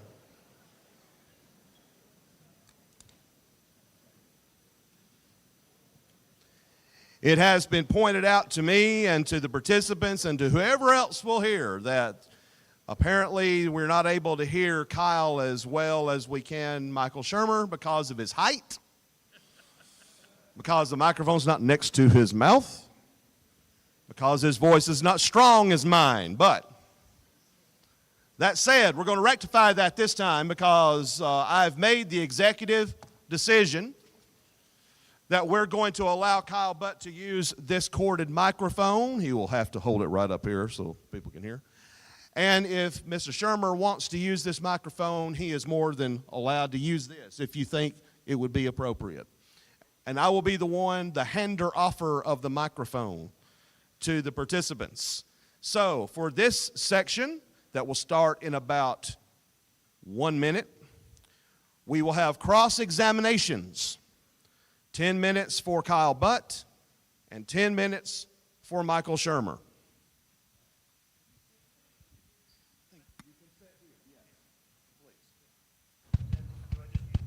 Just use it. Yeah, and I think mine's working too. Can you guys hear me better now with mine? Okay, great. That's going to work. This lapel mic is going to work for me, and I think yours will too. This microphone will be available if you need it. So go ahead and start. All right. Okay. Do I start or? You start, because this is a cross-examination. All right. Dr. Shermer, just, if you don't mind, in 1 or 2 sentences, because I know you could go on for a while about this, but would you summarize your primary reason for not believing in God? The lack of evidence. Okay. All right. Sufficient evidence, I should say. Okay. I mean, you have some good arguments. I'm not saying they're bad arguments. They're just not sufficient. Gotcha. Okay. On a scale of 0 or 1 to 100 of belief, like you're talking about the Bayesian, where would you put your unbelief? You don't believe in God as 49%, 62%? All right, here's how I think about this. Again, we have the ontological question of, is there really a God out there or not? And then the epistemological question, what do I know about that reality? So, ontologically speaking, I don't see how we can derive certainty one way or the other. I agree with Thomas Henry Huxley, who coined the term agnosticism. I'm not sure, but it's not knowable in any scientific way. Practically speaking, the way I live my life, I assume there is no God. I act like there isn't. I'm quite certain. I don't put a percentage on it. I just say it's very unlikely. Okay. All right. Last October, you're on the Joe Rogan show, and you guys were talking about aliens. And he said, do you believe aliens exist? And you said, and I'm going to quote this, I am 99.9% sure that aliens are out there, no matter how improbable, but I just haven't seen evidence for them here on planet Earth. And so I guess my question would be, how would you be 99% sure that there are aliens, but then say, I haven't ever seen any evidence for them on planet Earth? Yeah, interesting. And low probability for the existence of an eternal Yeah, it's a creator. good question. Yeah, it's a really good question. The percentage number I'm putting on it for Joe is just more of a, emphasizing the point. I think there's really good arguments for the existence of extraterrestrial intelligences out there somewhere, just based on the raw numbers. Hundreds of billions of galaxies, each of which has hundreds of billions of stars, each of which has dozens of planets, and so on. There turns out to be trillions and trillions of planets. The odds of none of them having all the same features our planet has, the Goldilocks distance, water, the temperature, and so on and so forth, is pretty low. So I think it would be anthropocentrically hubris for us to think we're the only ones in the vast country. That's all I meant by that. Have they come here? Again, like on the dragon question or the God question, we have 75 years of government and intelligence agencies and professional astronomers looking for substantial evidence that we have been visited. It's just not there. I know because I've read everything. I've looked at all the evidence. I'm on these, like the Galileo Project, I'm on these boards that investigate UFOs, and it's just not there. And to me, the whole UFO thing, it is like a religion. People seem to either believe it or they don't, regardless of the evidence. And all I'm saying is, I don't know. They're probably not here, but I'll change my mind tomorrow if my example is the Chinese spy balloon. Remember the Chinese spy balloon last April, flying over North America. There it is. Our jets photographed it, our satellites photographed it, people on the ground photographed it, the Navy jet shot it down, and the President and the Secretary of State, Secretary of Defense, the Pentagon all said it's real. That's all I would have to be convinced aliens are real. What have you got like that for God? Well, we'll get to that in my question. I would just contend the material that I have presented would be the evidence that we would need. But okay, next question. In your book, Conspiracy, you mentioned Jonathan Roch's Constitution of Knowledge. And his 9th point, is Conspiracy your newest book? Is that the last one? Yeah. And his 9th point is that a person needs to make a commitment to naturalism. And I guess what I'm trying to get at is I think that's why you would say I believe in aliens but I don't believe in God, is because it seems like you have made a commitment to naturalism. What does that mean to you, a commitment to naturalism? Yeah, sometimes it's called methodological naturalism. That is, natural effects have natural causes. As opposed to what? Yes, it's an assumption. It's true. But this is a little bit like asking, is it rational to be rational? 5 minutes. That's one thought too many. It's just something you do. That's what we do. It's a tool. And I'm sorry, I lost the thread. What was it? No, I was just saying. So you approach the situation. Naturalism. Yeah, sorry. You, like when you say you make a commitment to it? What's that mean to make? Well, make a commitment that I assume natural effects have natural causes. Now, they may have supernatural causes. There could be something outside of space and time, but how would I know? Because I'm in space and time.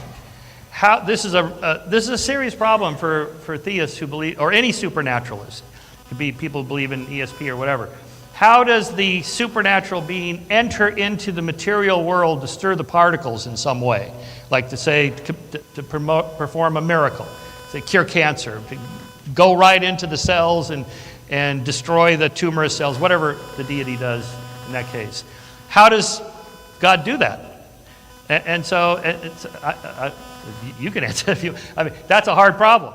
How do you know something supernatural even exists? It's just a word we're using to explain the supernatural, the paranormal. That doesn't explain it. It's just a word.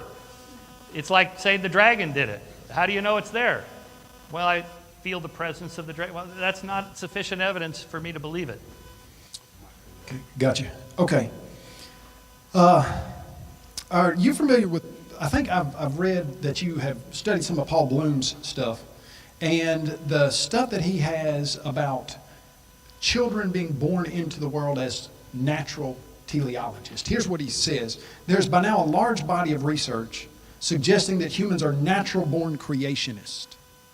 And then Richard Dawkins said, it's as if the human brain were specifically designed to misunderstand Darwinism. Are you familiar with that research? And what explanation is given from an unbelieving side that says, okay, it looks like children are born with a brain that's designed not to believe in naturalistic causes, but we just say they are. What would you say is the explanation? Okay, so this is, Paul Bloom's a developmental psychologist who works with children, very young children. And from a very early age, they have a sense of detecting patterns and infusing those patterns with intentional agency. Like there's something alive about the pattern. There's something in it, like little puppet shows you could play with these children where the little mouse gets munched by the alligator. Where's the mouse now? Well, children have this kind of natural-born dualism, that there is body and soul, there's brain and mind, there's corporeal and incorporeal. It's a natural tendency we all have Whether it's true or not is a separate question. It's just that's what we're born with. But by the way, children are also front-loaded with a sense of right and wrong. You can have the nice puppet and the mean puppet, and the nice puppet's trying to push the ball up the ramp, and the mean puppet comes over there and pushes it back down, and then you ask the children which one they like to play with.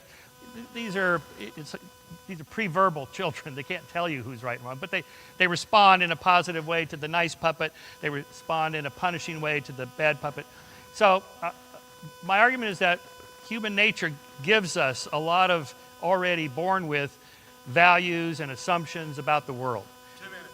And one of those is that it seems like there's an invisible intentional agent out there. You know, gods, demons, angels, aliens, you know, whatever. There's just conspiracy, you know, it's just invisible things are out there. Whether they are or not, that's a separate question. But so I call that patternicity and agenticity, the tendency to assume invisible agents are out there acting against us or for us. Okay. You are a trained cyclist and have been doing that a lot of times. And I was trying to put my mind around how you say, hey, this life is where it should be. Even if there is a God, I'm going to focus on this life. And I was interested there in the Shapiro show when you started talking to him about having trained for a really long race. And you said it was really hard and it wasn't fun at all. But afterward, the effects and what it brought to your life were good. And so you felt like it was worth doing. So if there is an afterlife, wouldn't it be the case just from that point of view to train hard, just put that in quotation, etc., for the later effects to be Sure. good? My point there, though, was that whether there's an afterlife or not, whether there's a God or not, there's certain things we should do anyway, just for their own value. Like, you know, be nice to other people. Be a moral, good person. It'll make you a better person by acting. This is Aristotle's virtue ethics. By acting virtuous, you will become more virtuous. You will feel virtuous. Whether you get rewarded in the next life, who knows? Irrelevant. Now is what counts. I call this Alvy's error. Alvy Singer's Woody Allen's character in Annie Hall. Time. Oh, such a good story. Now your turn. All right, I'll finish my story and then ask you the question. Because I think the error being made here, I call this Alvy's error, is assessing things at the wrong level. So anyway, Alvy Singer's character in Annie Hall has a flashback to childhood where he won't do his homework. He's like 8 years old, and his mother says, you know, takes him to the psychiatrist. Why won't you do your homework? And he says, the universe is expanding, and the universe is everything there is, and one day it's just going to all blow up, so what's the point of doing my homework? And the mother upbraids him and says, we live in Brooklyn. Brooklyn's not expanding. You got to do your homework, right?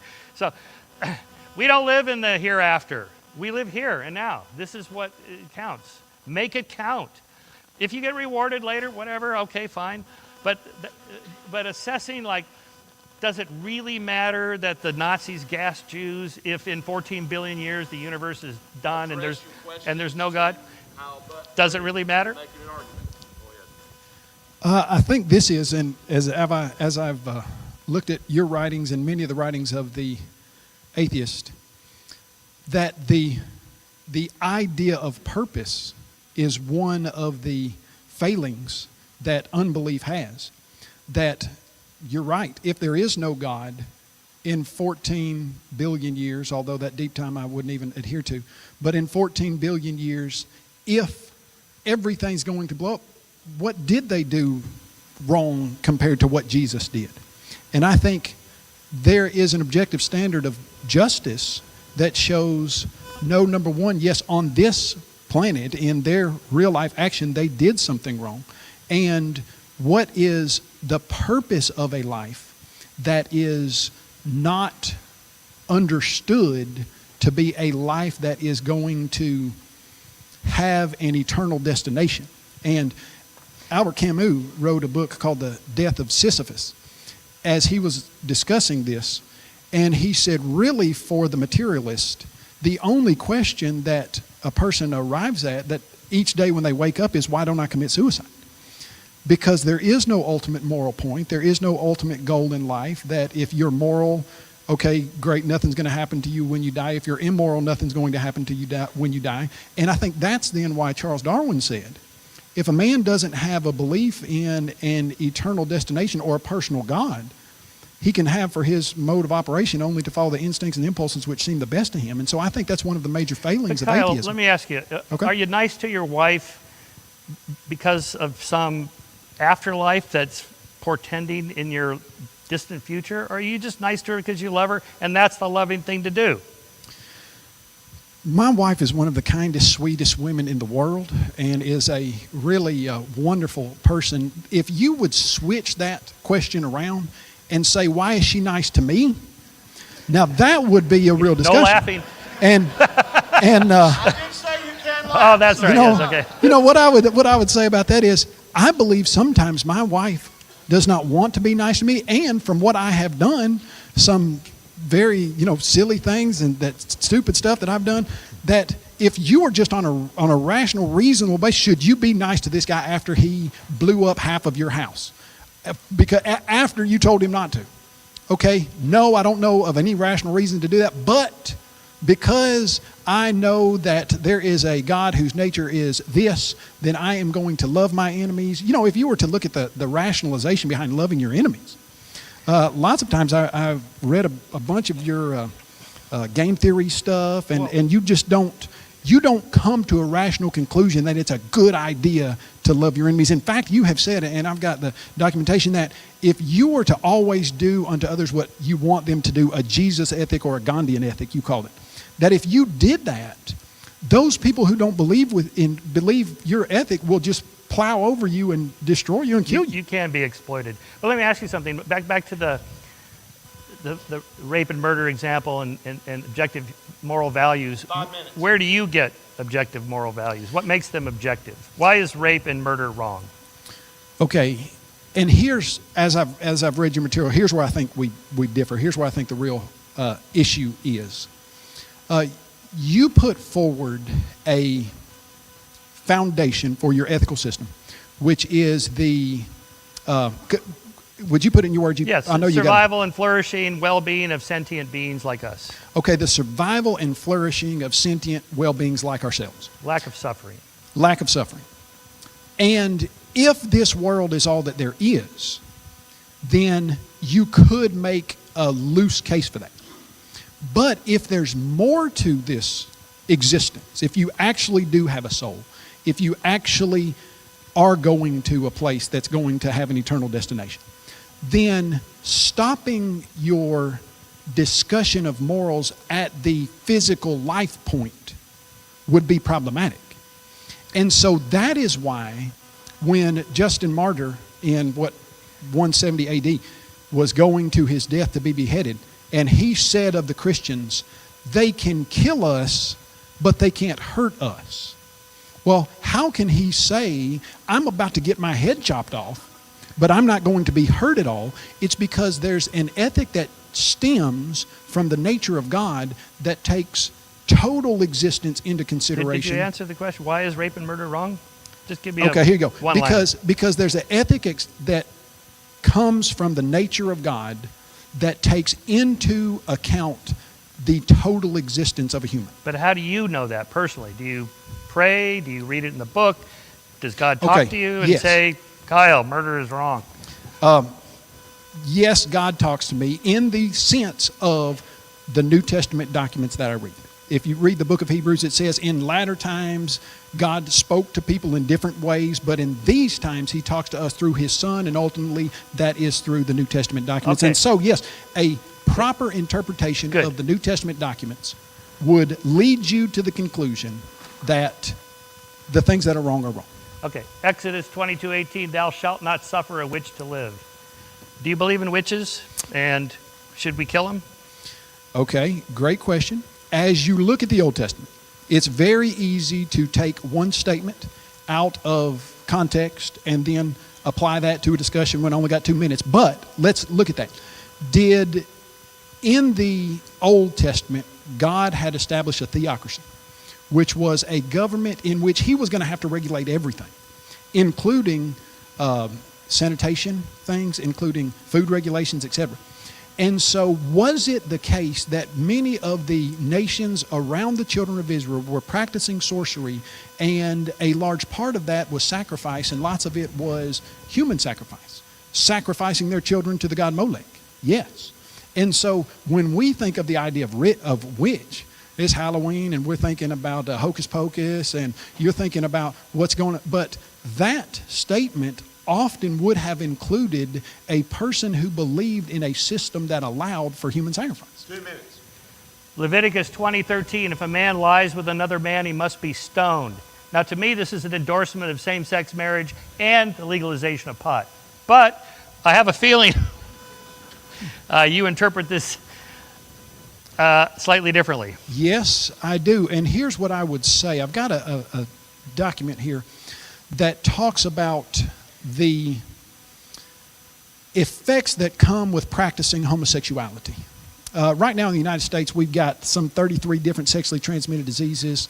At any time, you got 65 million people in the United States that have HPV. Sexually transmitted diseases are a very serious thing as far as health goes. We've got some medicine and stuff that can take care of some of them now. In the past, they didn't. If you then look at the negative consequences, just physical negative consequences that come from practicing homosexuality, you will see that the syphilis rate in the last, I think it's 20 years, has gone up by 365% in the male practicing homosexual. Most STDs are transmitted through heterosexual sex. Okay, that's... But people don't use condoms. Okay. I mean, we know this. The spread of AIDS in Africa is not through gays.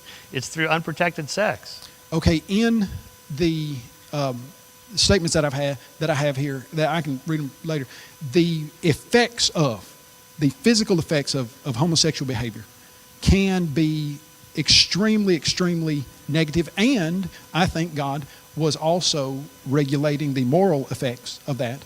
And so do I believe that that should be put into practice now? Well, you go to the New Testament, the Bible says the Old Testament has been done away with. Were there good reasons for that statement at the time it was written? Yes, I believe there were. And what do you believe now? Do you think...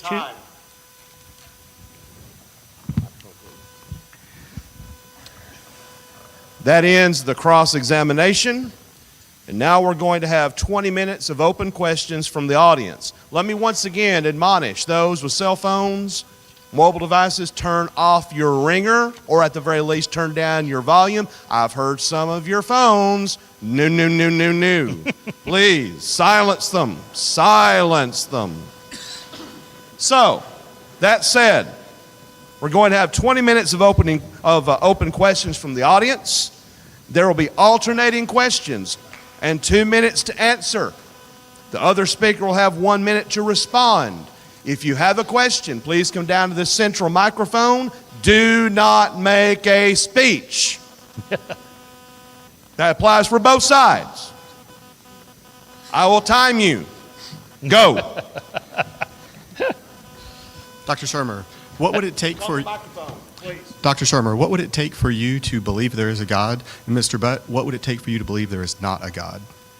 Yeah, good question. Okay, so the problem I have, back to that ontological question of, is there really a God out there?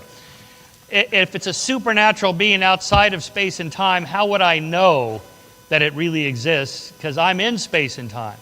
So let's say, back to the UFO question, let's say we encounter an extraterrestrial intelligence of sufficient advancement. It appears, relatively speaking, omniscient, omnipotent, can create life forms, engineer planets, biogeoengineer planets, make them Earth-like. It can create new solar systems out of collapsing stars, and maybe even universes out of collapsing black holes. And so these are all kind of sci-fi scenarios. What would be the difference between a sufficiently advanced extraterrestrial intelligence and the word we use, God, to describe this omniscient, omnipotent being? I don't see any difference. Okay, just a little bit to respond to that. Stephen Mayer has responded to that in that. I think Shermer has it, Shermer's last law, that basically says, hey, if we find some supernatural intelligence, what would be the difference between that intelligence and God? And I would suggest that there's be a huge difference. And the first aspect of that would just simply be that a being inside of the universe can't be the cause of the universe. You have to have a supernatural eternal being that causes the universe. So any alien life form, and I would say that I think that is based on an assumption, a commitment to naturalism, that somehow life evolved from non-living chemicals over multiplied millions of years, and we haven't even seen that on planet Earth. So, and we've actually seen the opposite of that, and much less on other planets. And so, but now, what it would take for me to not believe in God? Number one, God specifically and intentionally centered Christianity in the physical world. 1 minute. With the life, teachings, death, and resurrection of Jesus Christ. If you could show some reason other than a commitment to naturalism, virtually, well, everyone I've ever seen that argues, well, I won't say everyone, don't make absolute, but all the arguments against Jesus and the resurrection are based on a prior commitment to naturalism. Hey, I don't believe in a God, and so this couldn't be the case. Or I don't believe miracles happen, and this couldn't be the case. And so if you could prove that Jesus did not rise from the dead, what did Paul say would be the case? If Jesus didn't rise from the dead, then we are of all men most pitiful, most pitiable. Yeah, that's true. But you can prove that Jesus rose from the dead. You can prove that the world had a cause that has to be supernatural. You can prove that there are objective moral values. You can prove that design demands a designer. And so those things would have to be disproven to show that God doesn't exist. All right, I've got a question for each of you. So, Mr. Butt, if God exists and he is a loving God, why is there pain and suffering? And for Dr. Shermer, why would it be God's responsibility to make humans perfect if he exists? To make what? To make humans perfect. Well, oh yeah. Okay, if there's a loving God, why would he allow suffering? That has been the question that has raged for so many, many decades. In fact, Job dealt with that question in a very, very serious way. To say that I'm going to answer this question in 2 minutes, now 1 minute and 32 seconds, is going to be problematic. It's not going to get answered.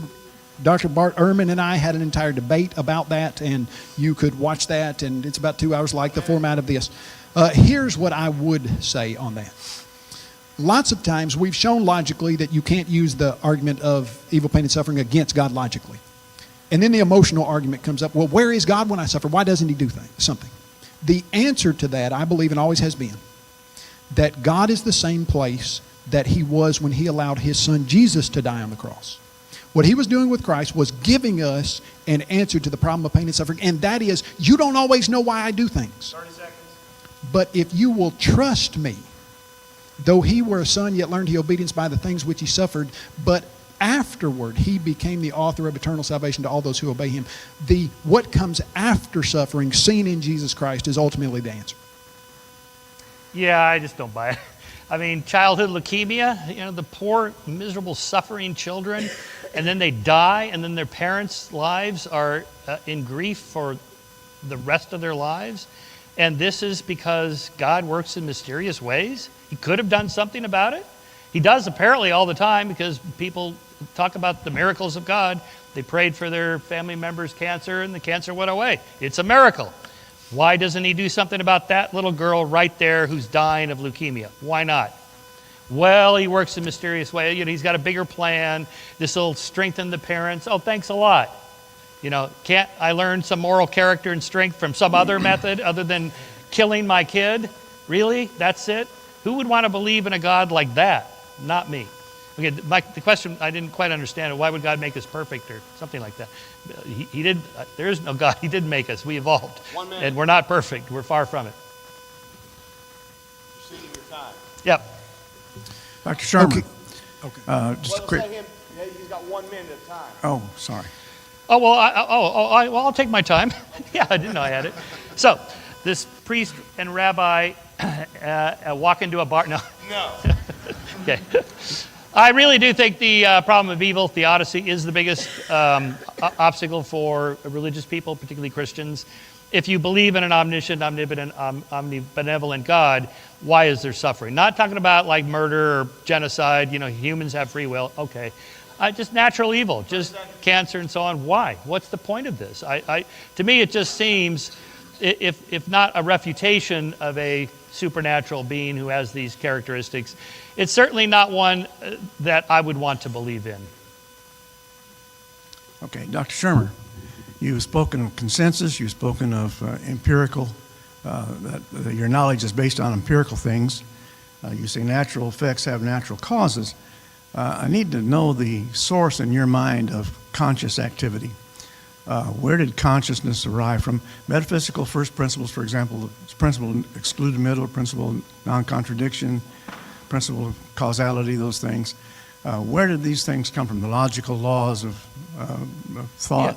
Yeah, sure. That's a great question. This is called the hard problem of consciousness, which is more than just how does the circuitry work to produce, like I can recognize your face because of the fusiform gyrus in my temporal lobe, and these neural networks fire, and I recognize a face, 2 dots, and a mouth, and so on. What the hard problem is asking is, what's it like to be the circuitry itself?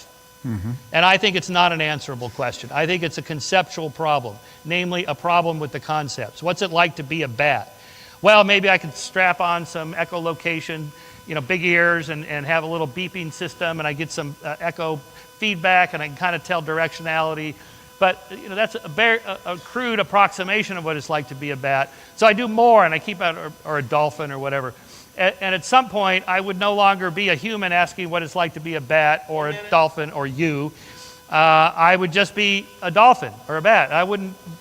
The whole thing is premised on this false dualism that there's a little homunculus, a little mini-me inside me that goes over into your skull to see if the red looks like my red on your Cartesian theater of your mind.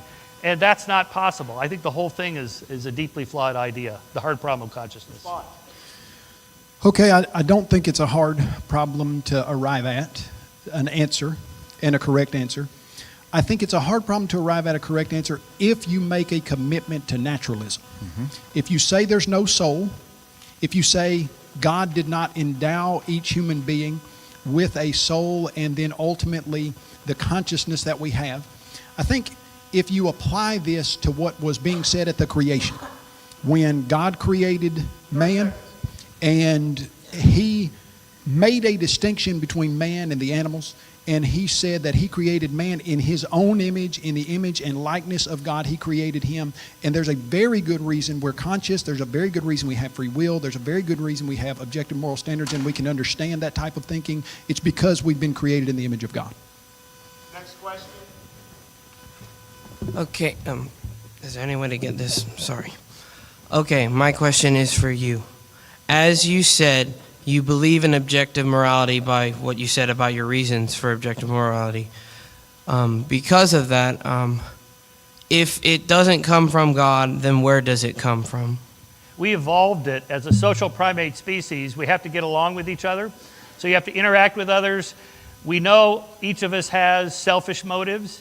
And if you do the kind of game theoretic calculation that this person is going to want to exploit me or is going to want what's best for them, but they know that I have the same motives, and they know that they have those motives, and so on, it behooves us to cooperate, to be pro-social, to be altruistic, to be kind, to be nice.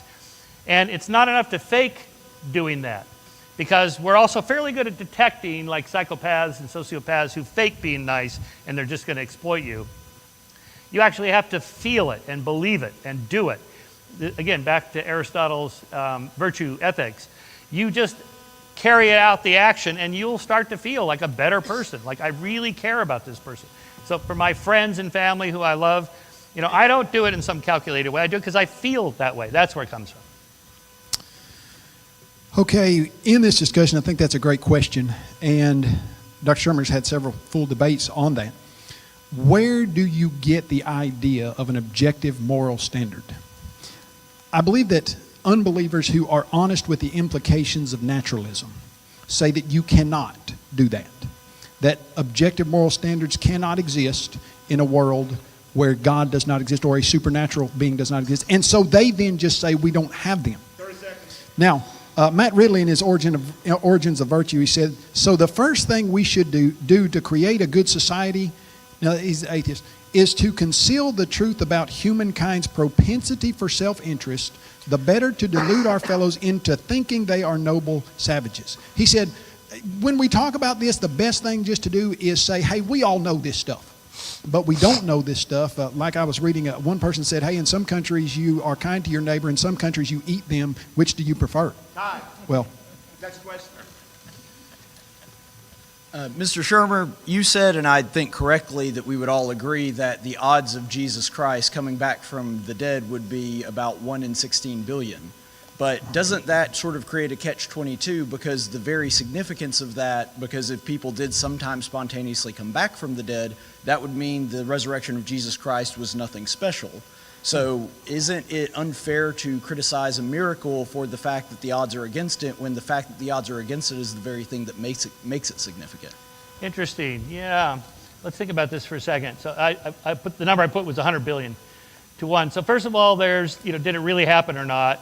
But the harder question is, how do you know whether it happened or not? Should I believe that or not? Well, first of all, that's not the only claim to bringing people back from the dead. That used to happen all the time in biblical times.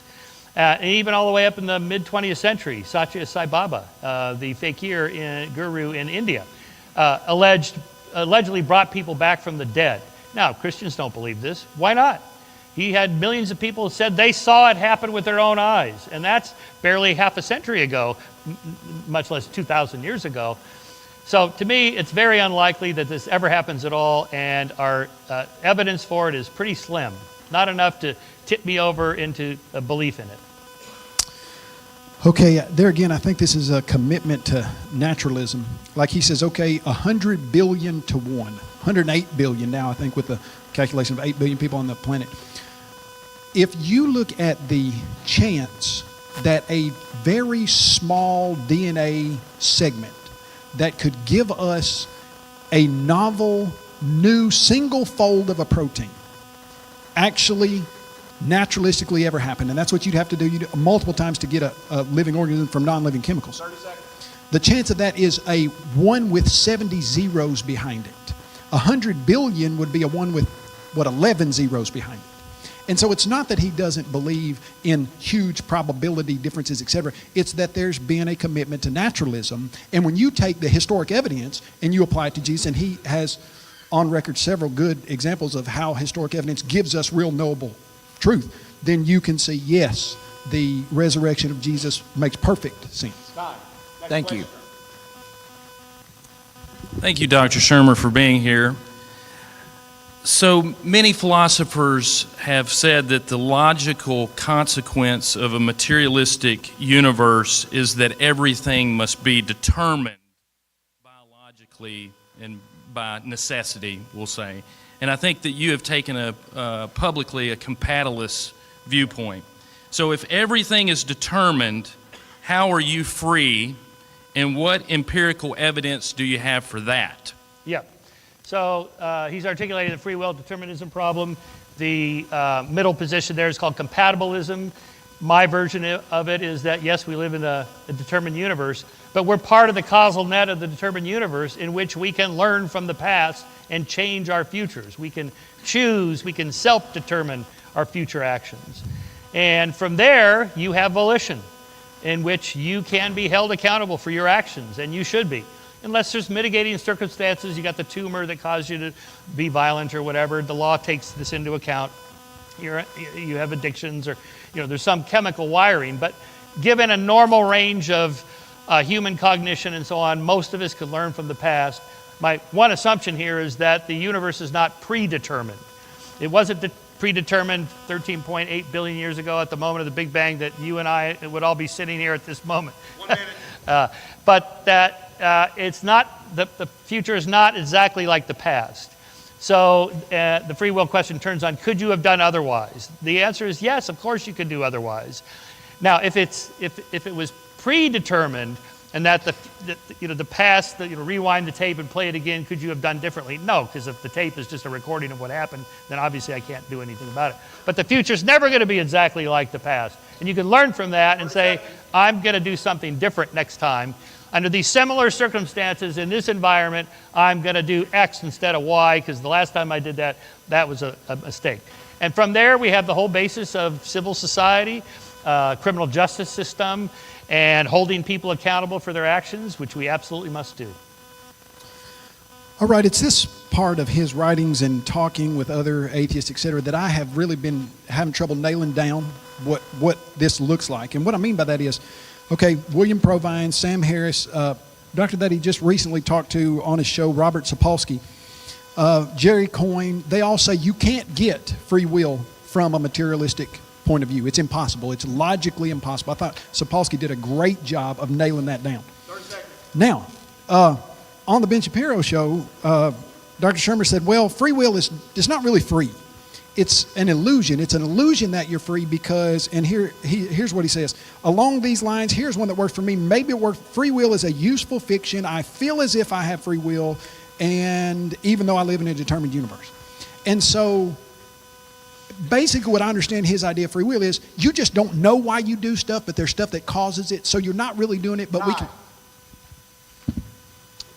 Dr. Shermer, in your lifetime, is there someone or something and one event or multiple events that has led you to what you believe? Well, okay, let's have an autobiography here. I'll make a few comments on that now and then in my closing remarks. I wasn't raised religious. My parents were not religious, or they weren't anti-religious. They weren't anything. But I became a born-again Christian in 1971 when I was in high school. And I took it pretty seriously. I went to Pepperdine University, a major in theology originally. It's a Church of Christ school. It didn't hurt that it was in Malibu. I didn't mind that part. That made it pretty nice. But I took it pretty seriously for about 7 years. Several things. The study of, in graduate school, the study of, well, first evolutionary biology. Evolution really did happen. Comparative world religions, classes in that. Comparative mythology. You know, people all over the world believe very differently than I did. And I thought, what are the chances that I got it right and all these other people are wrong? You know, maybe I should be, a little more intellectually humble about my beliefs. And then the problem of evil. I've written about this, so I don't mind telling you. So I had my sweetheart in college, Maureen is her name. She was in a car accident. And when I was kind of on the way out of religion, and it broke her back. And she was paralyzed for life. She's still paralyzed. And, I just was just so shattered by this. It was horrible. I'm just there every day, all day in the ER. She's hanging upside down with the oxygen and all this. And I was just prayed for her. Nothing happened, of course. It wasn't a big test like, okay, this is it. If, Maureen gets healed, I'll believe in God. If not, not. It wasn't like that. I just felt so bad for her. I thought, what kind of a loving God would not just fix this problem? I mean, come on. She's a Christian. We went to Pepperdine together. Anyway, that was kind of the last straw for me. And that was emblematic of the problem of evil. Okay, I'm very sorry to hear that. I didn't know that about Maureen. And I think all of us can hurt with that and understand how we would feel with that. And maybe not empathize because we hadn't been in that situation, but certainly sympathize. But taking that idea and then saying, therefore God doesn't exist.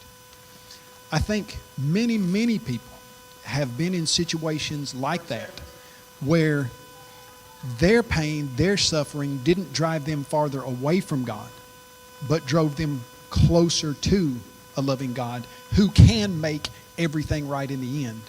And I think that is an aspect of what we rage against that. And if there's nothing after this, that seems totally unfair, totally not right. But if there is something after this, then our light affliction, which is but for a moment, can be working for us a far more eternal and weight of glory. We just have to make sure. Thank you for volunteering for the interrogation, Dr. Shermer. But I also have a question for you.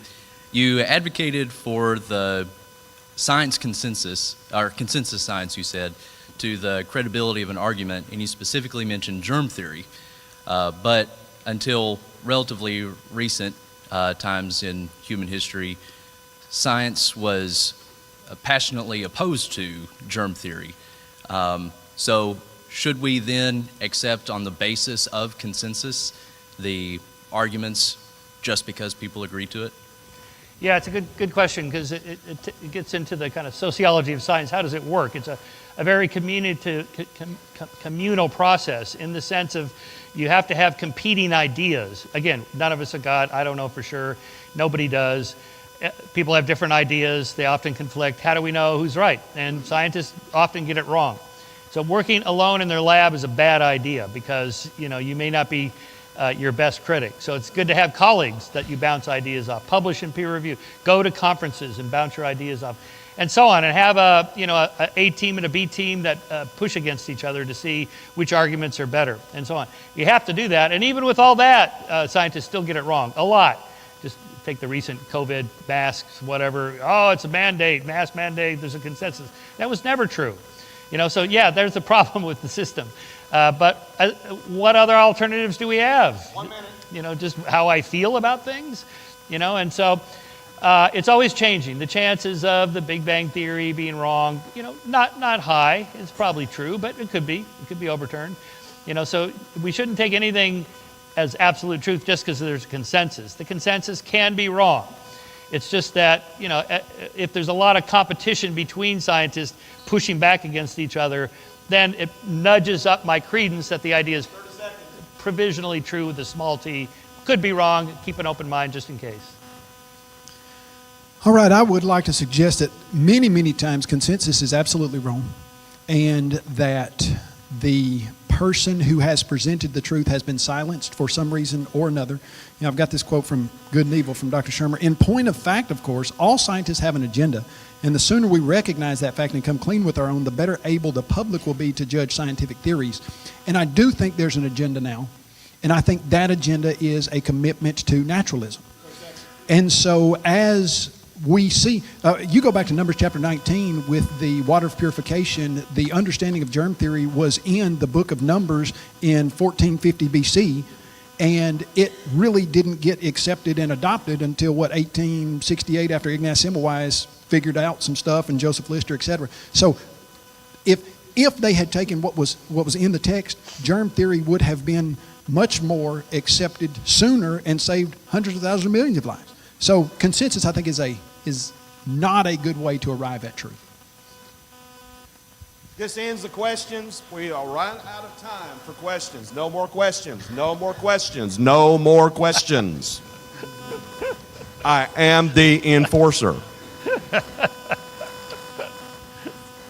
We will now have a period of 20 minutes. Conclusions, 10 minutes for Michael Shermer, 10 minutes for Kyle Butt. Mr. Shermer. Okay.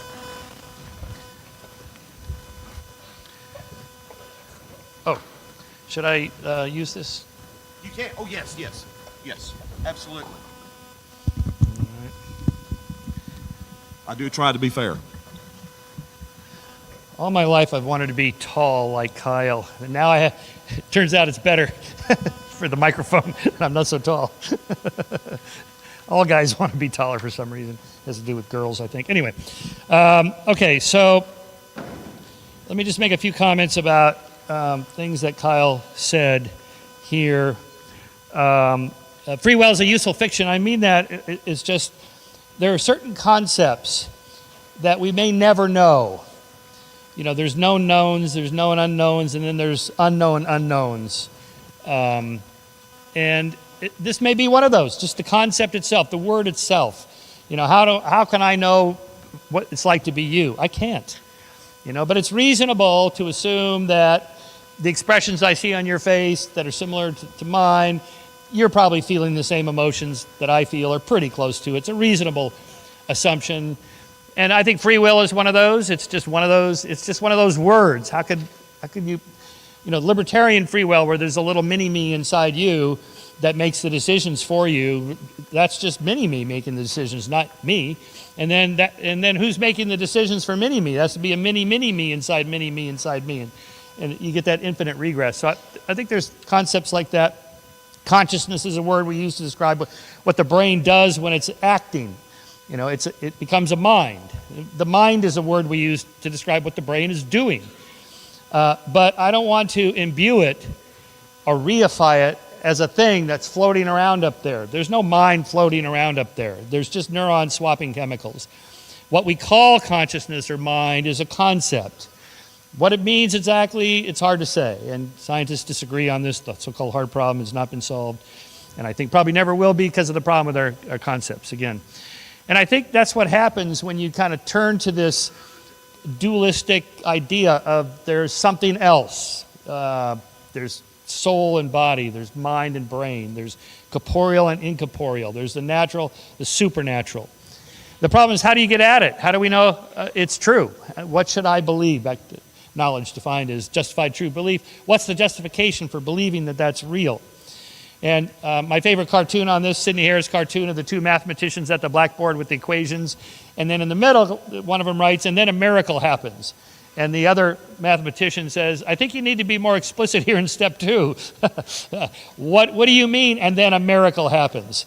And the spoof there is that, using those words, like, and then this a paranormal event happened, and then the supernatural happened. These are just words we're using. There's no such thing as the supernatural or the paranormal. There's just the natural and the normal and stuff we can't explain. I mentioned witches. People centuries ago in Christian Europe absolutely believed in witches. They, the toothless lady down the street there, she's the cause of the plague or the cow that died or the storm.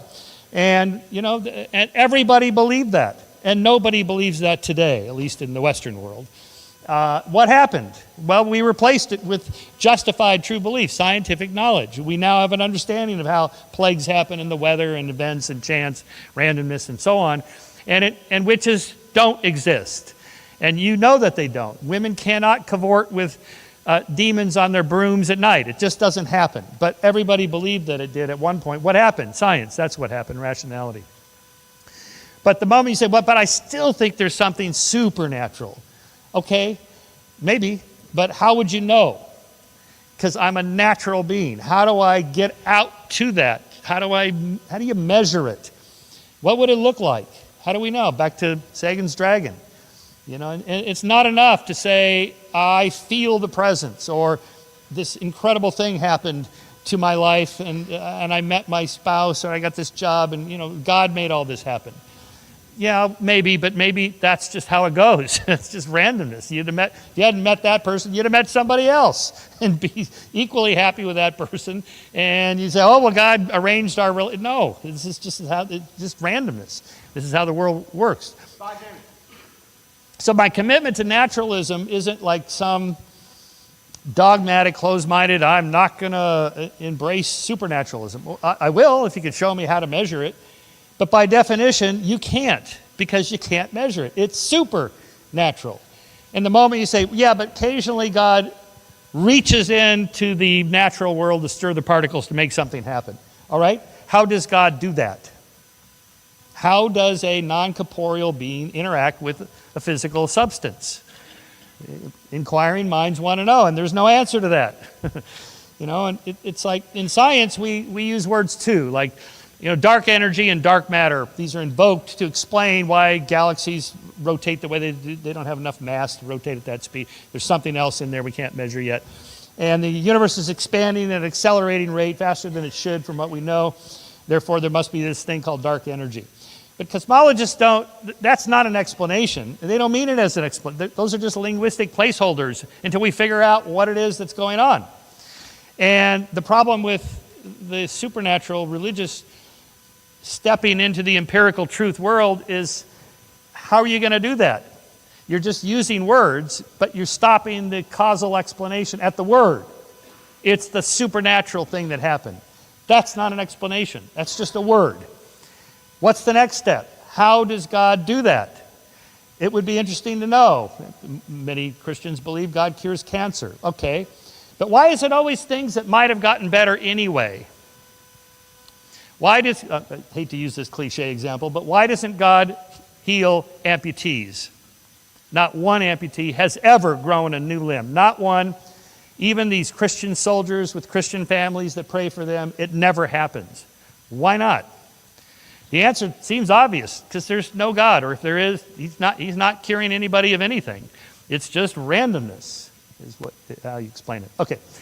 As for the The universe is not finely tuned for us. That's a very anthropocentric.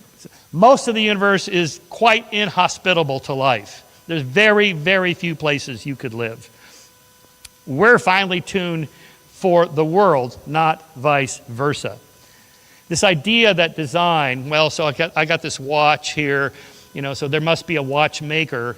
There's a world, there must be a world maker. But I can go to the Tag Heuer company and see where they make it. I can see the designers designing it and making it. Where do I go to see the intelligent designer, the supernatural intelligent designer? You can't show it to me. There's no place to go. So it's a false analogy. You can see the designer, okay, there's design things. What we have instead is a scientific explanation for design. That is, the eye is designed to see, but it's a functional design from the bottom up through natural selection. Wings are designed to fly, but they're not great. They're pretty good, and there's lots of different kinds of wings. Some wings are good for flight, others are good for thermoregulation, others have different functions, like crawling up steep hills and so on. And that's how nature works. It's kind of cobbled together from what already exists before in some adaptive function. So I just want to make that point, and finally, about the kind of the fine-tunedness of the physical constants. You hear these numbers thrown about. There's a lot we still don't know in physics. There's no unified theory between the quantum level, quantum physics, and Einsteinian general relativity. That is, the macro big world of gravity, the micro world of quantum effects. No one has been able to unify those yet. Lots and lots of people are trying. So this idea that, well, we have these spooky numbers, and if the numbers were tuned slightly differently, we wouldn't be here.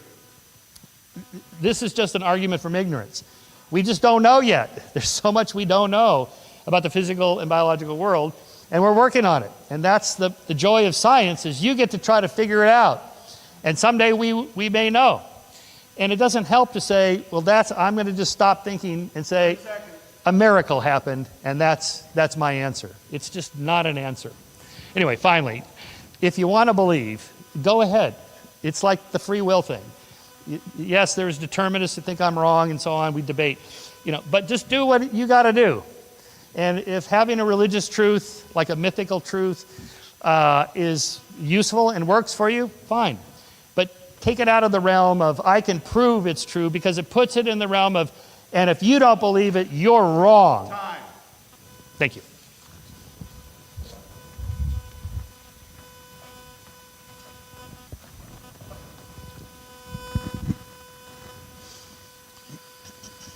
All right. Thank you all for being here. It's been, I think, a great exchange, putting forward the idea that God does exist. I think we founded that on evidence. I think that we have really gotten to look deeply into some very serious topics. I want to thank Dr. Shermer for being here, and every one of you. It means a lot that this many people care to think of and to look at these discussions. I want to start out by nailing down what I tried to do and seeing what happened in the debate. I tried to put forth 4 absolute foundational truths that we can know that point to the existence of a God. Number 1, that physical, materialistic effects have to have a cause. And I think we saw several people from the scientific community say that at the beginning that would break down, which means there has to be something that's not physical that would cause the universe. Now, that is not a play with words. What's going on there is we've used the law of cause and effect in every single experiment that's ever been done in the history of humanity, and we see how physical matter works. What got the universe here cannot be physical matter. And so we're not playing with words. We're not saying, okay, well, if it was supernatural, then it would just mean it's natural, but it's different. No, it's something totally different than the materialistic universe. That's what we're saying. Number 2, complex functional information has to have an intelligent designer. In every single instance where we know the origin of complex functional information, we know that intelligence was the cause of that. This is not a cobbled up discussion from the ground up evolution. Evolution is not true. And the idea that somehow these things have been cobbled, the human brain which is only as smaller than a basketball, but is better at computing stuff than a supercomputer, is not something you cobble together. It's so perfectly put together and so precisely put together that it has functional complexity to almost the nth degree, and we know when we see that there has to be an intelligent designer. Now here's what's interesting to me. It gives you the watch and says, hey, what about this watch? I can go down to the watch company and find out the people that have made it. Did he go down to the watch company and see them? I doubt it. What does that mean?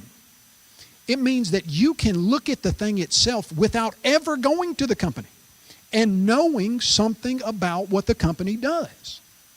You can know as you look at that watch that the company has machines that can make tiny levers, that the company is working by intelligent structure, etc. You don't have to go to the company to know that. And I dare say most of us who have watches haven't been to the company to see it. So what are we saying? You could have an artifact. You could have a singular artifact that you could look at, and regardless of where it came from, you could know if there was intelligence behind its construction. And I think that's what we do.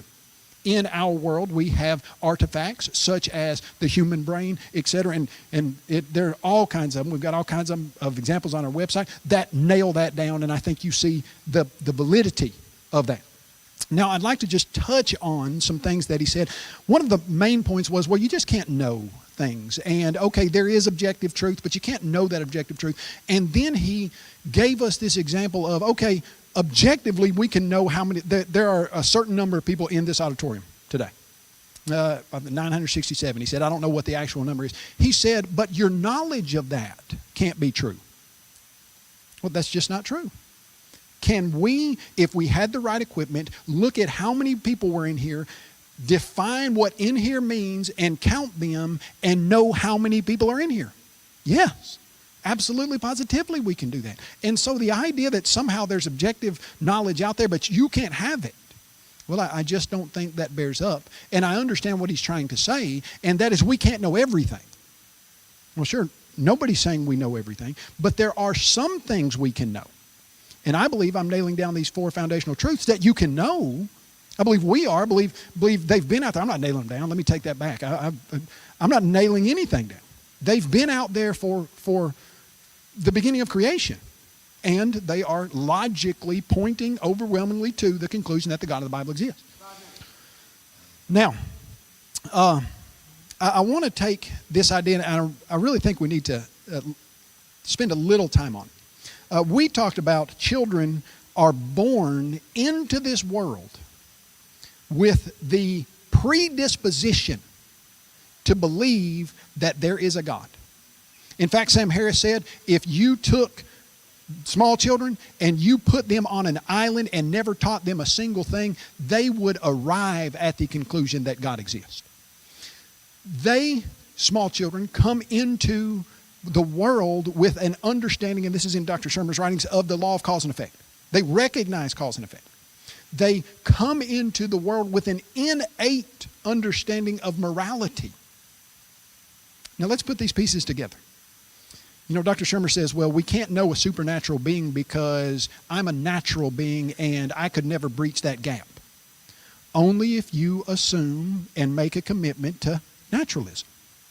If you have a soul and God created that soul and put it in your body at the point of conception, then you have a great explanation for why people come into this world with an innate understanding, with a brain that seems like it was designed to misunderstand naturalistic explanations for the origin of the universe. Why would it seem that way?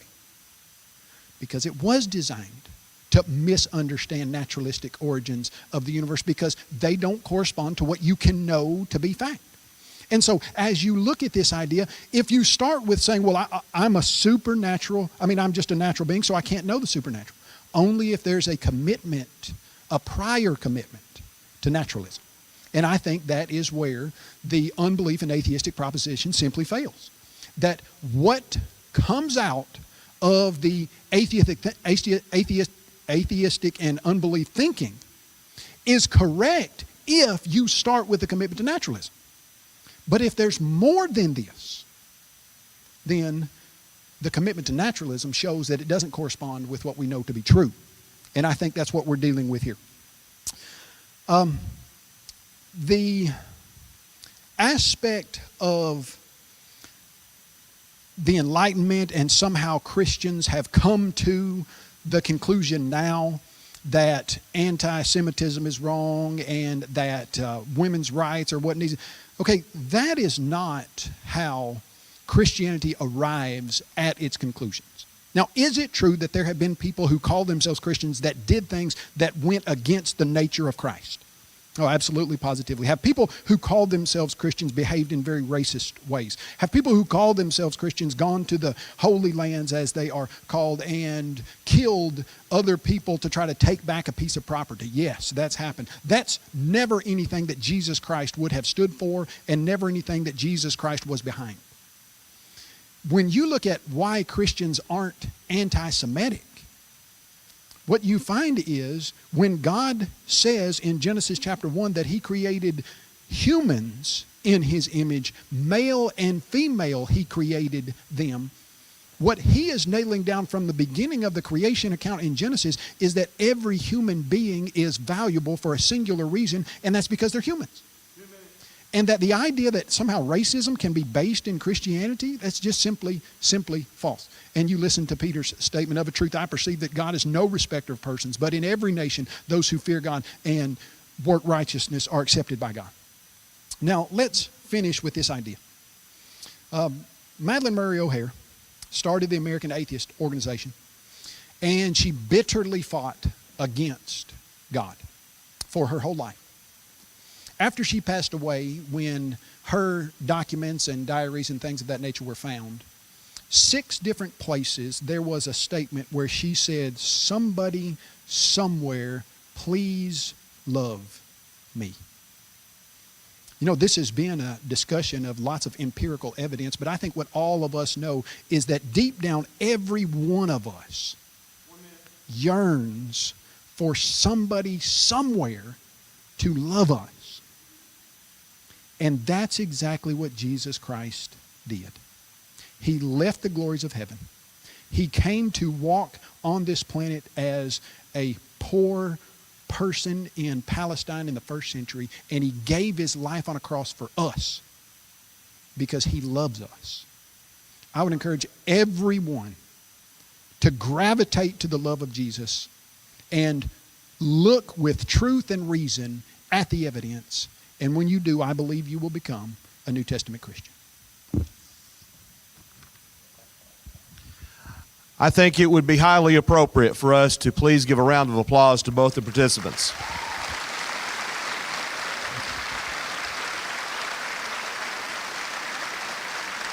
Yes, please.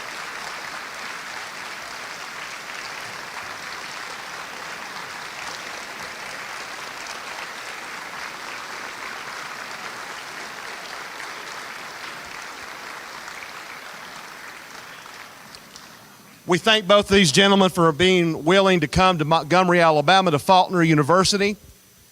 If you are watching this online, whether the live stream or recording, we would love to have your children to come here to Faulkner University. We offer undergraduate and graduate degrees in a number of areas, not just Bible, Dr. Shermer. And we would love to have them visit and come and be a part of what we're doing here. Thank you, President Henry, for making this happen. Let's give President Henry a round of applause.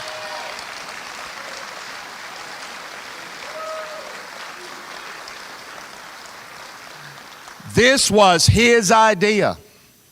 And I said, yes. And so we had it. And so we're glad that you came, all of you coming from long distance. Thank you, thank you. Have a safe journey back. For those of you watching online, thank you for taking the time to join us, and may God richly bless you all. You're dismissed.